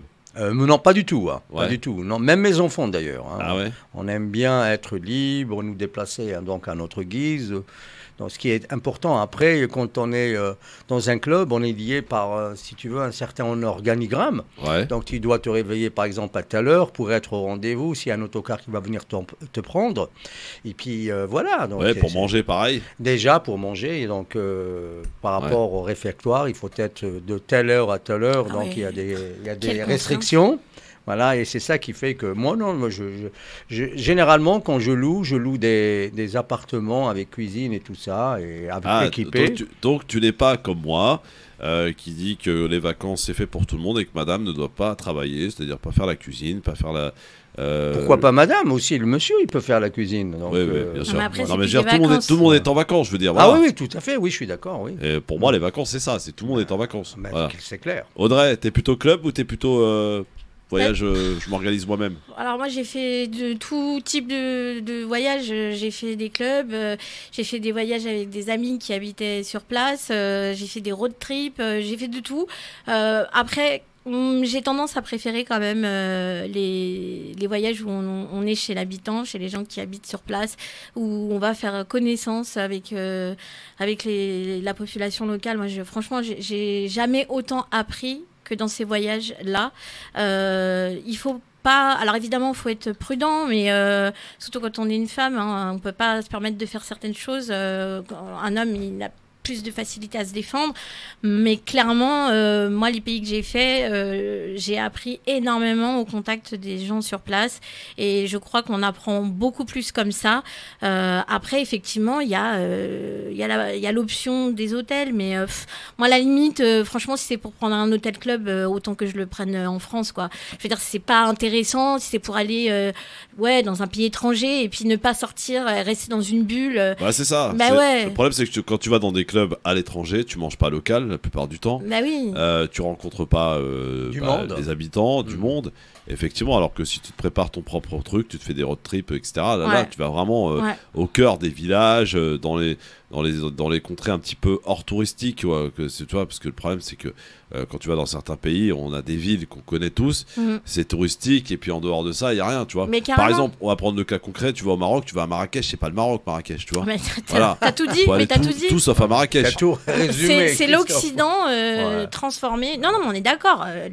Moi, j'ai été en 2004 et il paraît que les hôtels ont poussé, mais c'est un truc de fou. Enfin, je veux dire, concernant le Maroc, en tout cas pour la ville de Marrakech, je te rejoins totalement, Christophe, parce que moi j'avais fait cette même expérience. J'étais allée en 98 ou 99, me semble-t-il, ma mémoire est bonne. Et j'y suis allée 20 ans plus tard. Waouh, le choc! Mais le choc que j'ai eu, quoi. Quelle était la différence? Ah bah, tout était modernisé. Enfin, je veux dire, c'était... j'avais la sensation d'être... j'étais en Occident. J'avais pas... il n'y avait pas ce charme que j'avais vu y trouver la première fois. Alors c'est vrai que 20 ans auparavant, c'était la toute première fois que j'avais posé le pied au Maroc et j'avais eu vraiment j'avais eu un coup de foudre parce que ce premier voyage, j'ai été reçue par des gens qui habitaient là-bas. J'étais avec des amis qui habitaient en France et qui m'avaient emmenée dans leur famille. Et franchement, j'étais dans les hammams du coin, mais jamais de la vie. Si tu vas dans un hôtel, tu vas aller dans ces... Ouais, tu vois ce que je veux dire? Il n'y a pas ce charme-là. C'est comme la Tunisie à Mamet, par exemple. Tu vois, si tu vas à Mamet en Tunisie, tu vois pas la Tunisie, quoi. C'est pareil, c'est occidentalisé, mais Marrakech c'est le summum. Hein. Ouais. Bon, vacances. On parle des vacances évidemment, les amis. Peut-être que beaucoup d'ailleurs n'ont pas encore choisi leur lieu de vacances, hein, et ça peut arriver. Il y a beaucoup qui fonctionnent un peu comme moi d'ailleurs à la dernière minute. Hein, on aime bien faire ça. Ouais. On apprend, les vacances approchent, on commence à regarder deux, trois petits trucs, puis. Et puis tiens, 3 jours avant, allez hop. Et on voit tout le monde qui part sur les réseaux sociaux. On se dit mais pourquoi moi je pars pas? Alors n'oubliez pas, lorsque vous cherchez les billets d'avion et les voyages sur Internet, d'effacer les cookies. C'est très important. Parce que, vous savez, on est tous pareils. Hein, quand on regarde un billet d'avion ou un voyage, on repasse souvent sur les mêmes sites. Et alors, à chaque fois que tu repasses, bim, augmentation. Dès que tu es repéré, Christophe, tu es assailli. Mais j'avais pas ça. Il faut se mettre en navigation privée, les amis. Voilà, déjà, c'est parfait. Sinon, Christophe, il y a un autre moyen aussi. Il faut aller donc sur Google Chrome, il faut aller sur Paramètres et effacer l'historique. C'est ça. Donc, ça, je savais pas. Mais le mieux, c'est de se mettre en navigation privée. Et c'est le mieux, je crois. Voilà, quand tu cherches, t'es tranquille, tu peux repasser sur le même site. Faites l'expérience. Hein. Cherchez un billet d'avion ce soir, et vous allez voir, vous allez repasser plein de sites, et puis vous revenez pour voir, tiens, je me rappelle plus combien il était sur ce site-là, etc. Et tu reviens, c'est plus le même prix. Hop, 50 € d'augmentation. C'est clair. Voilà. 01 40 39 000, les amis, pour nous dire un petit peu si vous êtes plutôt vacances été au bled ou alors vacances de toute façon, tout sauf le bled l'été ailleurs. Donc 01 40 33 9000. On avait d'ailleurs la chance juste avant le Covid là, de recevoir Salia Haj Jilali qui nous avait conseillé quelques vacances en famille, notamment le premier pays qu'elle conseillait en famille, c'est la Turquie pour elle. Voilà. Et puis l'Italie en deuxième et l'Albanie en troisième. C'est un peu commun, mais pas peu commun, mais en tout cas un pays qu'elle a conseillé qui n'est pas encore tout à fait touristique, mais il y a d'énormes choses à voir là-bas. Karima Perroni, elle est passée par l'Albanie sur ses réseaux et après, elle a fait un tour par Corfou. Oui, c'est des destinations auxquelles on ne pense pas, mais c'est beau. Hein. Ouais. Alors, est-ce qu'il y a des destinations en l'occurrence que vous ne feriez pas et qui ne vous donnent pas envie? Par exemple, l'été. Smile, est-ce qu'il y a un pays comme ça que tu te dis alors là, certainement pas? Par exemple, là, il y a un pays qui me vient comme ça, à l'esprit comme ça. Non, franchement, non. Mais après, j'ai des amis à moi qui sont partis, par exemple, en Égypte, qui est quand même un pays à vocation touristique. Ouais. Mais c'était par rapport à la pauvreté et à la misère. Là-bas, ils étaient tellement dégoûtés. J'étais un copain à moi qui est docteur et qui a rebroussé chemin, mais il ne pouvait plus voir ces mendiants, il paraît-il. Ça l'a vraiment attristé. Mais bien sûr, et alors là, pour le coup, je suis d'accord avec toi, parce que quand je parlais tout à l'heure du fait qu'on allait au contact de la population locale, il ne faut absolument pas voir ça comme une expédition, un safari. Enfin, je veux dire, c'est faire une insulte aux gens. Et donc, effectivement, quand on voit la pauvreté, à un moment donné, on est obligé d'avoir un cœur et se dire, bah non, mais c'est pas la peine, je vais arriver, les gens ils te regardent, ils voient que t'as un pouvoir d'achat et c'est triste, bien évidemment. Donc non, évidemment, il y a des endroits, tu as envie d'y aller, mais tu te dis. Et il paraît que l'Inde c'est pareil aussi. Mais mais c'est des pays, ça doit être super intéressant, mais encore une fois. Voilà, il faut savoir. Alors, Akli est arrivé, est-ce que vous pouvez aller chercher? Ouais. Voilà, merci Ah. beaucoup. Et on va accueillir Laïla en attendant qu'il nous attend au téléphone. Bonjour Laïla. Bonjour, bonjour tout le monde. Bonjour Laïla, tu nous appelles d'où? 92, Châtenay-Malabry. Châtenay-Malabry. Qu'est-ce qui se passe, ma Laïla? Est-ce que vous êtes vacances été bled ou vacances tout sauf le bled en l'occurrence? Alors, je vais faire courte. Moi, j'ai passé, on va dire, toute mon enfance en Algérie, 2 mois au bled jusqu'à mes 18 ans. Ouais, comme beaucoup, hein. Voilà, donc ça a été une vacance toute mon adolescence. Et puis à mes 18 ans, voilà, donc j'ai voulu voir autre chose. Donc j'ai fait pas mal de pays. Par contre, je te rejoins, Christophe, et par rapport aux vacances en club. Ouais. Moi, je suis pour à 100%. Parce qu'effectivement, c'est vrai que aujourd'hui, moi, j'ai 2 enfants et c'est vrai que c'est agréable. Pour les enfants, c'est pratique. Mais c'est super pratique. C'est magnifique, surtout. Bon, moi, je n'ai pas envie de faire de pub, mais je vais quand même le dire. C'est vrai qu'au niveau Club Med, par exemple, c'est juste génial. Ah ouais, le Club Med, ouais. Ouais, très Club Med. Plus maintenant. Parce que maintenant Ça s'est dégradé? Voilà, à cause du Covid, donc ça a changé un petit peu nos habitudes. Ouais. Mais c'est vrai que je suis très club. Pourquoi? C'est vrai qu'on la maman, elle se repose, hein, faut se dire ce qui est. Ouais. Pas de cuisine, il n'y a rien à faire. Eh ouais, bah oui, quand même. Vous soyez vous tous en vacances, toute la famille en vacances. Toute la famille est en vacances, on est bien d'accord. Maintenant, on a testé l'année dernière le camping. Ah, Vous connaissez pas? le camping, ouais. Ouais. Je vous avouerai, je suis pas fan. Ouais, moi non plus, hein. J'aime pas du tout. Je suis pas du tout fan, mais. Alors quel genre de camping c'était quoi? En mobil-home ou en tente? Oui, bah voilà, non, il y a camping et camping. Non, c'est pas. non, c'est vraiment dans les mobil-homes. Ah, ouais. Pas fan, bon, les enfants sont éclatés. Bah oui. Mais cette année on remet ça, mais encore une fois. Vous partez où, Laïla? Là, cette année, ça va être à Panir, du côté de Bordeaux. Ah, ouais. Voilà, donc on va profiter pour voyager un petit peu les alentours, pour voir les dunes de Pilat, etc. Oui, elle est pas très belle la dune du Pilat en ce moment, hein, ma chère Laïla. Pas très très belle du tout même. Voilà, donc, mais sinon, voilà, c'est vrai que ces vacances, on va répondre un petit peu aux Ouais. exigences de tout le monde.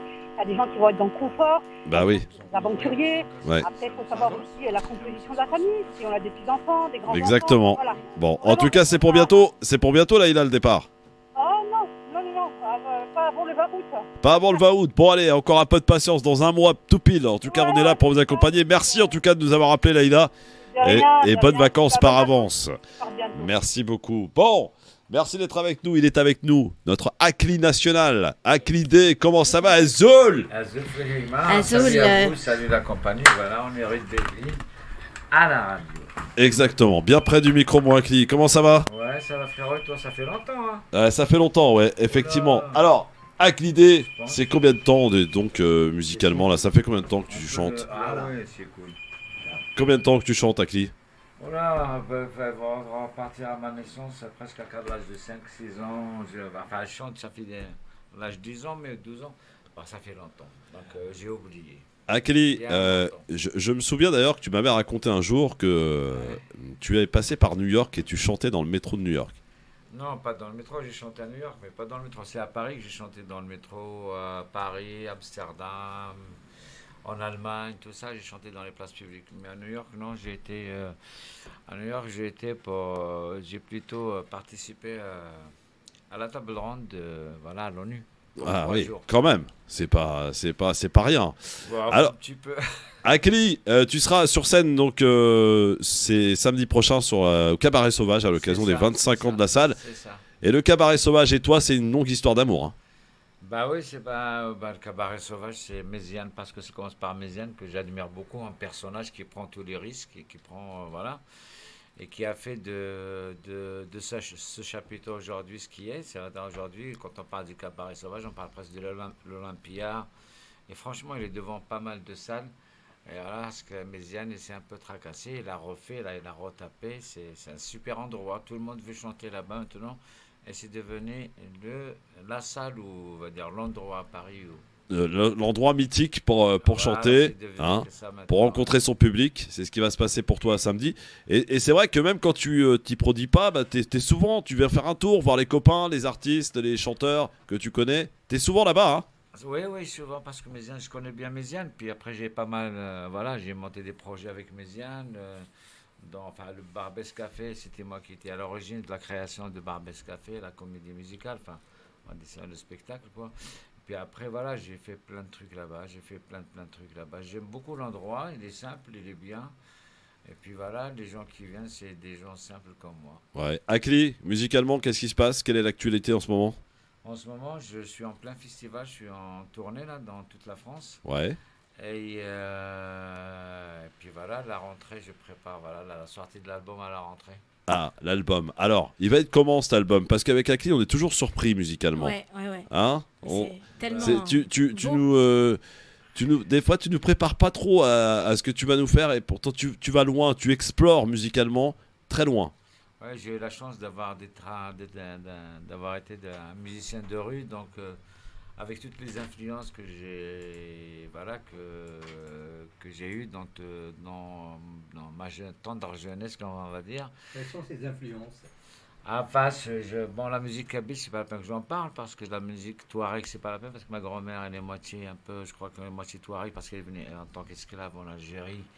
Donc elle était moitié black, moitié blanche. Donc les influences que je c'est Dylan, par exemple? Beaucoup Dylan, beaucoup Neil Young, beaucoup Peter Gabriel. Oui, quand même. C'est un bon registre. Un bon mix, ouais. Ah, oui. Fela Kuti, Bob Marley, tous ces gens-là, voilà. Elle est grande de ce monde. C'est pour ça que j'aime votre musique. Ouais, il est très reggae. Moi, j'ai perçu un peu de Dylan. Hein. Ouais. Moi, j'ai chanté Dylan quand j'étais dans la rue. Enfin, quand j'étais, après, il y a la musique algérienne que j'aime beaucoup, le chabé, puis j'aime beaucoup le guinawa, puis voilà, tout. Avec des années, au fur et à mesure, ça a fait un peu de... Alors, qu'est-ce qui va se passer samedi, mon cher Akli, sur scène au Cabaret Sauvage? Là, j'entame une nouvelle ère musicale avec beaucoup de groove. En fait, je joue beaucoup sur le groove en ce moment. C'est vrai qu'avant, j'étais beaucoup dans la chanson ou la mélodie. Ouais. Je suis toujours dans la mélodie, mais là, je suis beaucoup sur le groove. J'ai eu de la chance de tourner avec Femi Kuti, le fils à Fela Kuti, donc on a fait toute l'Angleterre et l'Écosse. Et mon idole, donc c'était Femi Kuti. Alors, voilà, à partir de ce jour-là, donc voilà, je suis beaucoup dans le groove en ce moment. D'accord, mais je suis sûr qu'il va y avoir une ambiance extraordinaire, comme à chaque fois. C'est ce qui se passe actuellement. Ouais. Et finalement, j'ai l'impression que, hormis les albums, évidemment, que beaucoup connaissent Aklidé, tout le monde connaît une chanson d'Aklidé, c'est forcé. Mais j'ai l'impression que là où tu te sens le mieux, c'est vraiment sur scène, à la rencontre avec ton public. La scène, c'est normal. La scène, c'est pour un artiste, un musicien. Imaginons, je suis un comédien. Ouais. Qu'est-ce qu'il va faire un comédien qui fait du théâtre tout seul chez lui? C'est normal, c'est sur la scène, c'est le live. On dit le live, c'est le live, comme disent les Américains, le show, j'adore le show. L'échange. Puis voilà, parce qu'il y a le public, donc ça multiplie, s'il y a 1000 personnes, ça multiplie la force musicale par 1000. Et justement, est-ce qu'il y a comme ça une anecdote qui te vient à l'esprit, Akli, sur un concert que tu as fait, franchement, qui t'a marqué, avec un public extraordinaire ce soir-là, vraiment un concert en particulier, si tu devais en retenir qu'un? Voilà. Oh pardon, j'ai mon téléphone là qui... Vas-y, t'inquiète pas, il n'y a pas de problème. On est en train de parler des je sais pas comment il fait. Voilà, on l'éteint, c'est ça. S'il y avait un concert à Cli. En fait, ça dépend, parce que des fois, c'est des concerts quand je suis là, loin. Ça peut être à Montréal, ça peut être à San Francisco, ça peut être franchement partout. En fait, moi, là, c'est vrai que c'est plutôt là où j'ai plus peur dans ma vie d'avoir fait ce concert-là, c'est le London Festival Jazz, c'est le festival de Londres de jazz. C'est sûr que là, ça c'était terrible, parce que quand en rentrant, je vois que des gens en costume, des journalistes, et là j'ai dit comment je vais m'en sortir dans ce festival-là, de ce concert. Et franchement, c'était quand j'ai vu que tout le monde a enlevé son costume, néanmoins la veste d'en haut, et que le concert c'est parti comme je voulais, là c'était magnifique. Ouais, c'était la grosse surprise, parce que là je dis merde, ils vont me juger, ils vont pas arrêter de me juger, parce qu'en fait le festival de Londres de jazz, c'est plus des connaisseurs, les boîtes disques, les journalistes, tout ça. Je dis on est mal barré là. Ouais, c'était un public que tu n'avais pas l'habitude de rencontrer. Qui a mis un t-shirt. Ouais. Alors Akli, tu nous as ramené la guitare ou pas? Oui. Ah, voilà. Donc, eh ben, écoutez, dans un instant, le temps que tu t'installes, le temps que tu l'accordes, Ok, d'accord. on se fait une petite page de pub. Et dans un instant, évidemment, Aklidé est avec nous en live et en direct à l'occasion de son passage au Cabaret Sauvage. C'est samedi soir à ne pas louper, les amis. C'est à l'occasion des 25 ans du Cabaret Sauvage, cet endroit mythique, évidemment, du côté du parc de la Villette. Aklidé, notre invité dans le LGF sur France Maghreb 2. Dans un instant, on est de retour. Le LGF, merci d'être avec nous en direct avec Audrey Pronosti, avec Smaïn Tefour et notre invité Aklidé à l'occasion de son concert au Cabaret Sauvage. C'est ce samedi à partir de 20h30. Donc Cabaret Sauvage, Aklidé qui va mettre le feu sur la scène du Cabaret Sauvage et Aklidé en live sur France Maghreb 2. C'est maintenant Akli, avec ta guitare, on t'écoute, c'est parti. Aklidé en direct sur France Maghreb 2 partout dans le monde. L'application, les différentes fréquences FM et DAB. Akli, à toi de jouer mon ami. Ah et l'harmonica et tout hein.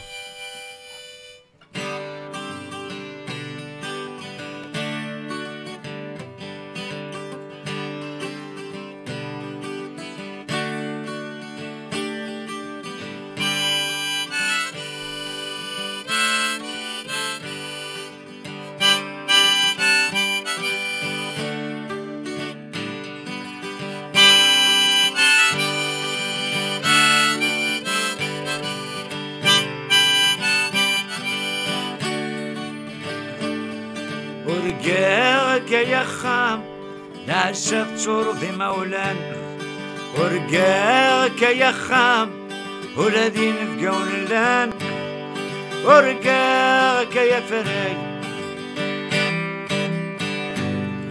ورقاك يا فري نسمع مزيكني نعاوزي تران يتمشوا هنستين أسخيل ما تركيت اجمعتنا نفي ورقاك يا خام أرقو يرقب بغريب أرقو يرقب وجيد أرقو يرقب بغريب ورقا وكذا وحيد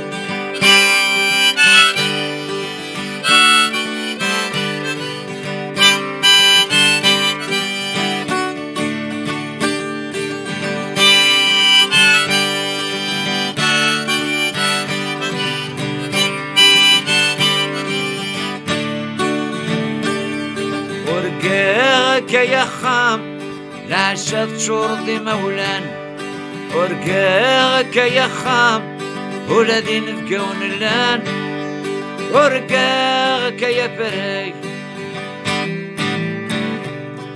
الزود يولي واس هويدك عزيزان امشار هر يباس اصلاح قريبا اتخيل ما ترقيت هل في جرسان ورقاك يا خام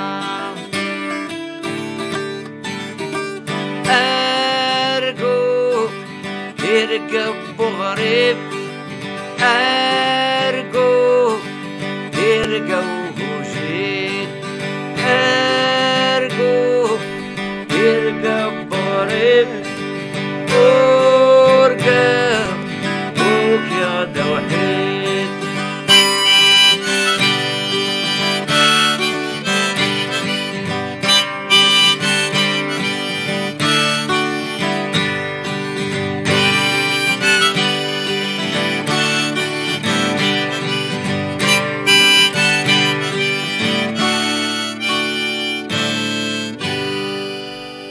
Magnifique, bravo Aklidé en live et en direct avec la guitare et l'harmonica, extraordinaire. Voilà ce que vous allez pouvoir entendre sur scène ce samedi soir au Cabaret Sauvage. Ça va durer combien de temps Akli sur scène? Bah 1h et 3/4 d'heure, 1h et 2 heures, je sais pas. Alors la formation musicale, parce que moi j'aime beaucoup qu'on parle des musiciens aussi. Tu seras accompagné de quels musiciens?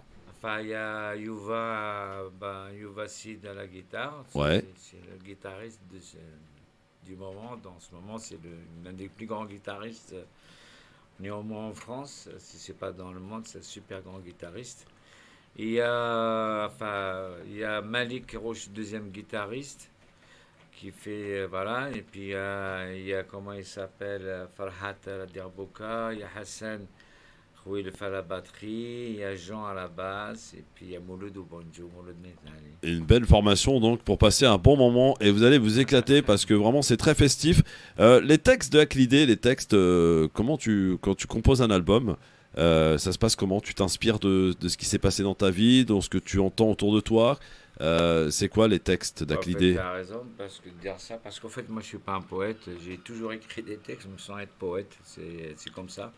En fait tous mes textes sortent tous mes textes, toutes mes chansons, c'est des histoires réelles qui se sont passées dans ma vie.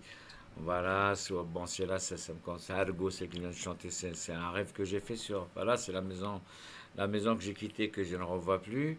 Et puis après, il y a les chansons comme Malikouskin ou Les enfants de la Tchétchénie. Ceux-là, c'est des histoires réelles. Malikouskin, quand ils l'ont tué, j'étais là. Les enfants de la Tchétchénie, on les a ramenés avec Joel Birkin, on les a ramenés, ils sont venus en France, on leur a fait des concerts au Cabaret Sauvage, Théâtre du Soleil. Après toutes mes histoires, en fait, voilà, avant, j'ai écrit sans être concerné par une histoire. J'ai trouvé que c'était un peu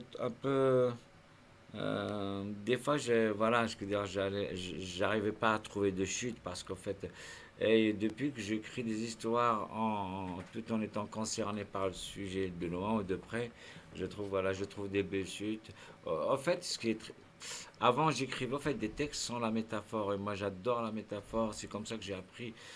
Soit la métaphore de ma mère ou la métaphore de Jacques Prévert que j'aime beaucoup, parce que j'aime beaucoup la métaphore, et puis j'aime beaucoup aussi comme on a parlé de Bob Dylan ou Fela Kuti, voilà. En fait j'aime bien écrire court, je sais pas si je suis paresseux, mais je suis comme ça, j'aime les phrases courtes, j'aime tout ce qui est dit court, et et dans ces moments, dans ces petits vers courts, en fait, il y a beaucoup d'images.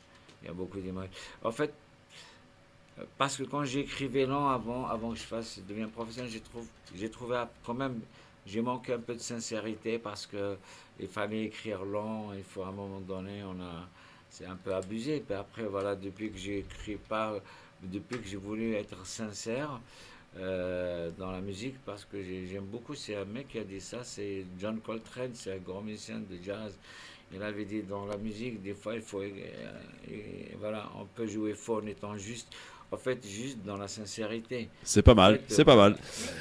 Akli. Christophe, c'est hyper intéressant ce qu'il vient de dire parce que moi je ne comprends pas vos paroles, mais je peux vous garantir que la façon dont vous chantez, moi, je suis à côté et je peux vous le dire, vous me faites voyager. Je ressens ça, vraiment. Est-ce que, pour finir, parce que ça passe très vite, malheureusement, rappelez évidemment samedi au Cabaret Sauvage, j'ai invité tout le monde à y aller. Est-ce que tu peux nous chanter une de mes chansons préférées de ton répertoire, Anfas Arabi Tranquille? Allez, dans un instant, juste après la pub. Et moi, juste après la pub. À tout de suite. Le LGF, merci d'être avec nous avec Audrey Pronosti, avec Smaïn Tefour. On est dans la séquence musique avec Aklidé qui est avec nous sur France Maghreb 2, que vous connaissez tous évidemment. Telmert, merci beaucoup d'être là, en tout cas Akli, pour ce concert qui aura lieu ce samedi au Cabaret Sauvage à l'occasion des 25 ans de la salle. Vraiment, ça va être une belle soirée. Je crois qu'il y aura Jan aussi avec toi qui va partager la scène. Et Akli. Évidemment, un répertoire et beaucoup de morceaux que vous pouvez écouter en boucle. Franchement, c'est très festif, c'est très sympa. Puis il y a aussi des belles mélodies de notre ami Akli. Et je lui ai demandé une de mes chansons préférées que j'avais découvert dans, je crois que c'est ton premier album, Anfas Arabi Tranquille. Anfas Arabi Tranquille. Laissons-nous tranquille et laissons-nous faire ce qu'il sait faire, chanter et jouer.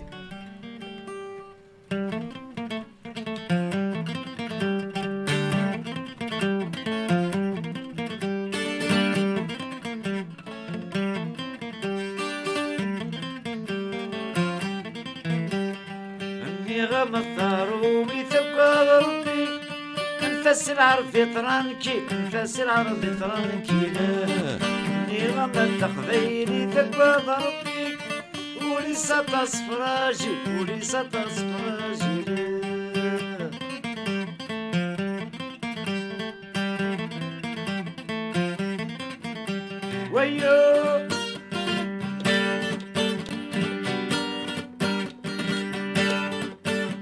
يثندي بلاص كليشي نتوم بكايتيشي اللي غما الثارومي تبقى ضربي انفاس العرض يطرانكي انفاس العرض يطرانكي اللي غما التقبيلي تبقى ضربي أولي سطا صفراجي أولي سطا صفراجي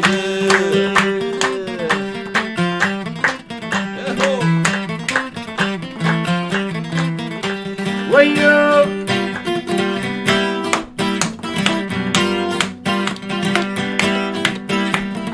يتمري في الراس يروى كيف الديفانة اللي غمى الضرومي ثبى ضربي انفس العرض ترنكي انفس العرض ترنكي اللي غمى الثقبيلي تبقى ضربي يا ولي سطا صفراجي ولي سطا صفراجي.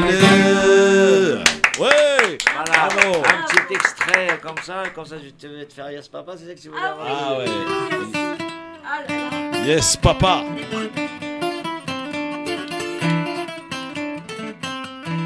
Yes Papa من المرة ديالي واسي Yes Papa في زينة باربس Yes Yes Yes Yes Papa من المرة ديالي واسي Yes Papa في زينة باربس Yes Yes Yes هذيك بيتنا باربس Yes Yes Yes Laissez vivre la jeunesse.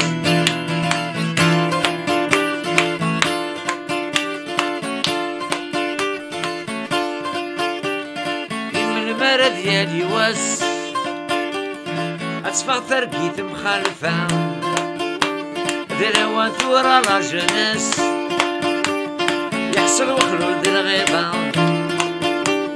سكسد ويداك يندمن تعدى داير اهو بركة غسند ولا نحي والله البلاد ولا ولا ولا. Bravo, bravo, bravo, Magnifique, bravo, merci. bravo. Oh là là. Ça va être le feu, hein, samedi oui. au Cabaret Sauvage, les amis, avec le feu, hein. Akeli, C'est Akeli sûr. D, qui est avec nous. Merci pour cette générosité. Hein, parce Combien que- d'albums, Akeli? 3 albums. 3 albums. Et donc le Enfin, quatrième? on va dire 2 albums et demi parce qu'il y a un album qui n'était pas fini. Il y avait une embrouille entre la production et le... Ah, ça malheureusement, Voilà, ça, on n'y ça, échappe c'est- pas. Donc il était sans sortir, pas fini. Après on l'a arrêté. Ouais. Et plus tard, je vais le sortir. Non, réellement, il y a 2 albums. Est-ce qu'il y a, alors je sais que c'est très compliqué comme question, mais est-ce qu'il y a parmi les 3 albums un album dont tu es le plus fier musicalement, vraiment celui dont tu es le plus fier? Tu sais, la musique, c'est comme la nature. Quand tu sors, des fois, il fait beau, des fois, il fait J'adore la C'est ça réponse. la musique. Donc, je peux pas dire. Non, Des y a fois, pas, des y a pas, chansons, tu peux pas choisir. Non, je peux pas parce que c'est des chansons que j'ai écrites à... C'est vrai, par contre, ce qui est... Là où je suis heureux, parce que toutes les chansons, je peux les chanter tout le temps et les réécouter tout le temps, parce que je les ai pas... Comme j'ai dit tout à l'heure, j'ai toujours écrit mes chansons avec le minimum de sincérité. Vous n'êtes pas un commercial, on va dire, parce qu'il y a Non, pas du le tout. véritable artiste, Non, je suis pas il est beaucoup commercial. plus. Ouais, j'ai bien compris. j'ai bien Ça se compris. ressent. Bah, oui, ça se voit, hein, ça s'entend, ça se On m'a voit. proposé des trucs commerciaux, enfin, mais bon, c'est moi, la musique, d'abord, je l'ai vécu dans la rue. Voilà, je vais toujours vivre la rue, je vais toujours vivre les gens. Non, mais Voilà, vous, c'est- pour moi, vous êtes le Dinal algérien. Alors, Avec le sérieux, il y a- C'est un nous beau avons, compliment. nous avons déjà un Merci. Glenn Frey, qui est d'ailleurs de Non, mais j'aime Belabès. beaucoup Dylan. Vous connaissez Lotfi Attal, vous le connaissez? Non, qui ça? Le guitariste Lotfi Attal. L'autre fille, je le connais très bien. Vous avez vu comment il joue? Raina Rai. Voilà. Moi, j'ai Ben, joué avec le guitariste de Bob Dylan, exactement. Ah oui, ben À ça Paris, alors. C'était une chance. c'était une À Madison belle Square rencontre. Garden, par exemple. À New York City. Non, c'était, ouais, non, New York, j'ai joué, mais enfin, j'ai joué partout dans le monde. J'ai fait toute l'Europe, tout. Mais après, c'est sûr que Ça dépend des endroits, c'est vraiment l'émotion. Même la mère, quand elle regarde son enfant, son propre enfant, des fois, elle choisit l'un ou l'autre. Ouais. C'est la même chose, c'est une question d'émotion, d'amour. C'est clair. Rendez-vous ce samedi au Cabaret Sauvage. Akhlidé était notre invité. Merci beaucoup, Akhlidé, d'être venu sur France Maghreb 2. Et merci à vous pour cet accueil chaleureux. J'ai mis un peu de retard. Je m'en excuse. Il n'y a pas de problème. Et maintenant, je sais... J'espère revenir là bientôt. Voilà. Bien sûr. Et j'espère à la sortie de l'album. À la sortie de l'album, le 4e en préparation, et j'espère qu'il va sortir bientôt. Donc, mon cher Akli. C'est fin octobre. On verra. Eh ben, Inch'Allah. Mebra Albert. Avec le Covid, il n'y a rien qui est programmé. C'est vrai, c'est vrai.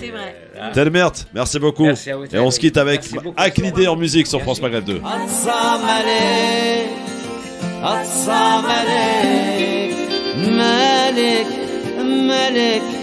سلام ملك أتصى ملك أتصى ملك Au Père Lachaise يا سندني بازيليك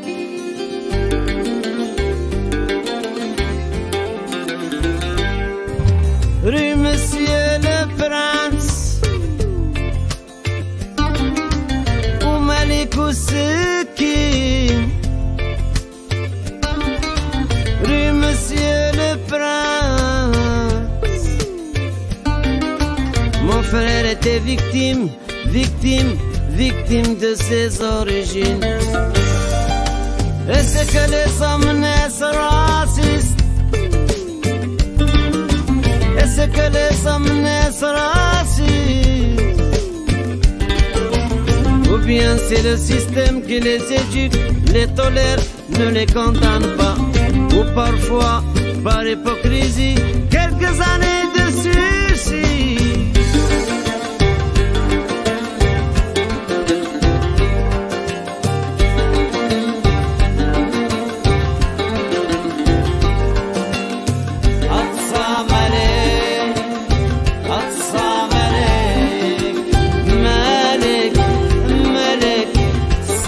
Le LGF, merci d'être avec nous avec Audrey Pronosti, avec Smaïn Tefour. On est dans la séquence musique avec Akhlidé qui est avec nous sur France Maghreb 2, que vous connaissez tous évidemment. Telmert, merci beaucoup d'être là, en tout cas Akli, pour ce concert qui aura lieu ce samedi au Cabaret Sauvage à l'occasion des 25 ans de la salle. Vraiment, ça va être une belle soirée. Je crois qu'il y aura Jan aussi avec toi qui va partager la scène. Et Akli.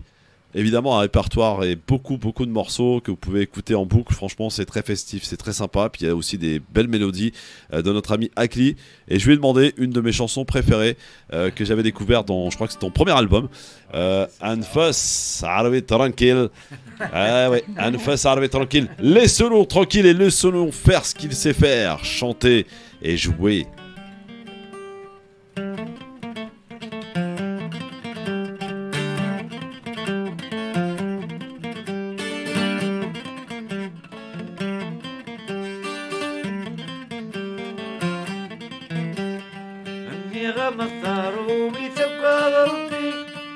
نفس العرض ترانكي نفس العرض ترانكي نيران التقبيلي تقوى ضربي ولسه تصفراجي ولسه تصفراجي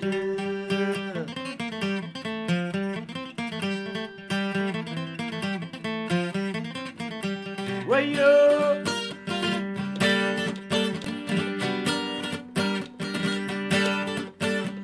يثندي براسك ليشي نتوم بكايتيشي اللي غمثارو ميثبى ضربي انفاس العرض يطرانكي انفاس العرض يطرانكي اللي غمث قبيلي تبى ضربي وليس تصفراجي وليس تصفراجي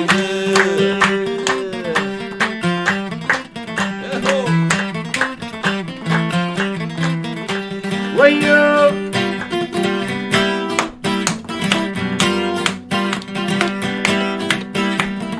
يتمري في الراس يروى كيف الديفان اللي غمض دارو ميثوى ضربي انفس العرض ترنكي انفس العرض ترنكي اللي غمض تقبيلي تبقى ضربي يا وليس تصفراجي وليس تصفراجي Ouais. Voilà, bravo. un petit extrait comme ça je vais te faire Yes Papa, c'est ça que tu voulais avoir. Ah ouais. Yes Papa.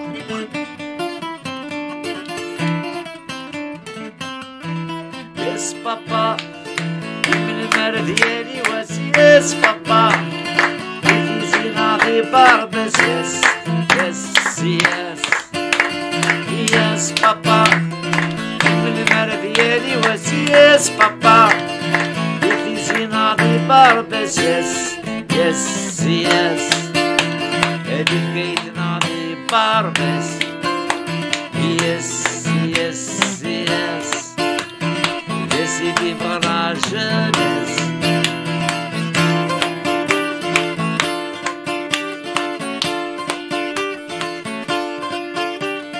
من المرة ديالي واس أصفى ترقيت مخالفة دير ثورة لا جونيس يحصل وخلود الغيبة سكسد ويداك يندمن تعدى داير اهو بركة غسل ولا نحيو الله القلال اولا اولا اولا. Bravo. Merci. Oh là là. Ça va être le feu, hein, samedi au Cabaret Sauvage, les amis, avec Akli D qui est avec nous. Merci pour cette générosité. Hein, parce Combien que... d'albums, Akli? 3 albums. 3 albums. Et donc le quatrième? On va dire 2 albums et demi parce qu'il y a un album qui n'était pas fini. Il y avait une embrouille entre la production et Ah, ça malheureusement, ça, on n'y échappe pas. Donc il était sans sortir, pas fini. Après on l'a arrêté. Ouais. Et plus tard, je vais le sortir. Non, réellement, il y a 2 albums. Est-ce qu'il y a, alors je sais que c'est très compliqué comme question, mais est-ce qu'il y a parmi les 3 albums un album dont tu es le plus fier musicalement? Vraiment celui dont tu es le plus fier. Tu sais, la musique, c'est comme la nature. Quand tu sors, des fois, il fait beau, des fois, il fait beau. J'adore la réponse. C'est ça, la musique. Donc, je peux pas dire. Non, tu peux pas choisir. Non, je peux pas parce que c'est des chansons que j'ai écrites. C'est vrai, par contre, ce qui est là où je suis heureux, parce que toutes les chansons, je peux les chanter tout le temps et les réécouter tout le temps, parce que je les ai pas, comme j'ai dit tout à l'heure, j'ai toujours écrit mes chansons avec le minimum de sincérité. Vous n'êtes pas un commercial, on va dire, parce qu'il y a le véritable artiste, il est beaucoup plus... Ouais, j'ai bien compris. Ça se ressent. Bah, oui, ça se voit, hein, ça s'entend, ça se voit. On m'a proposé des trucs commerciaux, enfin, mais bon, moi, la musique, d'abord, je l'ai vécue dans la rue. Je vais toujours vivre la rue, je vais toujours vivre les gens. Non, mais vous, pour moi, vous êtes le Dinal algérien. Alors, sérieux, nous avons déjà un Glenn Frey, qui est d'ailleurs de Belabès. Vous connaissez Lotfi Attal, vous le connaissez? Non, qui ça? Le guitariste Lotfi Attal. L'autre fille, je le connais très bien. Mais vous avez vu comment il joue? Voilà. Moi, j'ai joué avec le guitariste de Bob Dylan, exactement. Ah oui, ben ça alors. C'était une chance. À Madison Square Garden, par exemple. À New York City. Non, New York, j'ai joué, mais enfin, j'ai joué partout dans le monde. J'ai fait toute l'Europe, tout. Mais après, c'est sûr que ça dépend des endroits. C'est vraiment l'émotion. Même la mère, quand elle regarde son enfant, son propre enfant, des fois, elle choisit l'un ou l'autre. Ouais.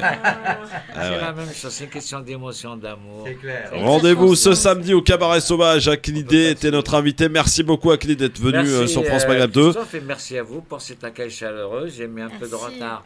Je m'en excuse. Il n'y a pas de problème. Maintenant, je sais. J'espère revenir là bientôt. Voilà. Bien sûr.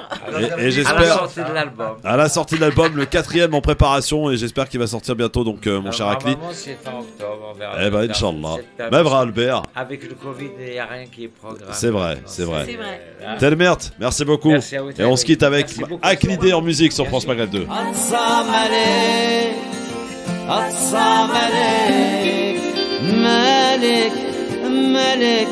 سلام ملك أتصى ملك au Père Lachaise يا سندني بازيليك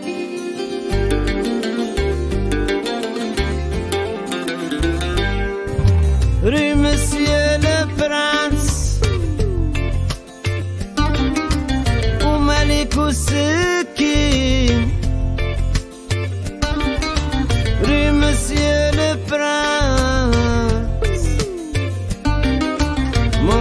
été victime de ses origines. Est-ce que les hommes naissent racistes? Est-ce que les hommes naissent racistes? Ou bien c'est le système qui les éduque, les tolère, ne les condamne pas. Ou parfois, par hypocrisie, quelques années de sursis.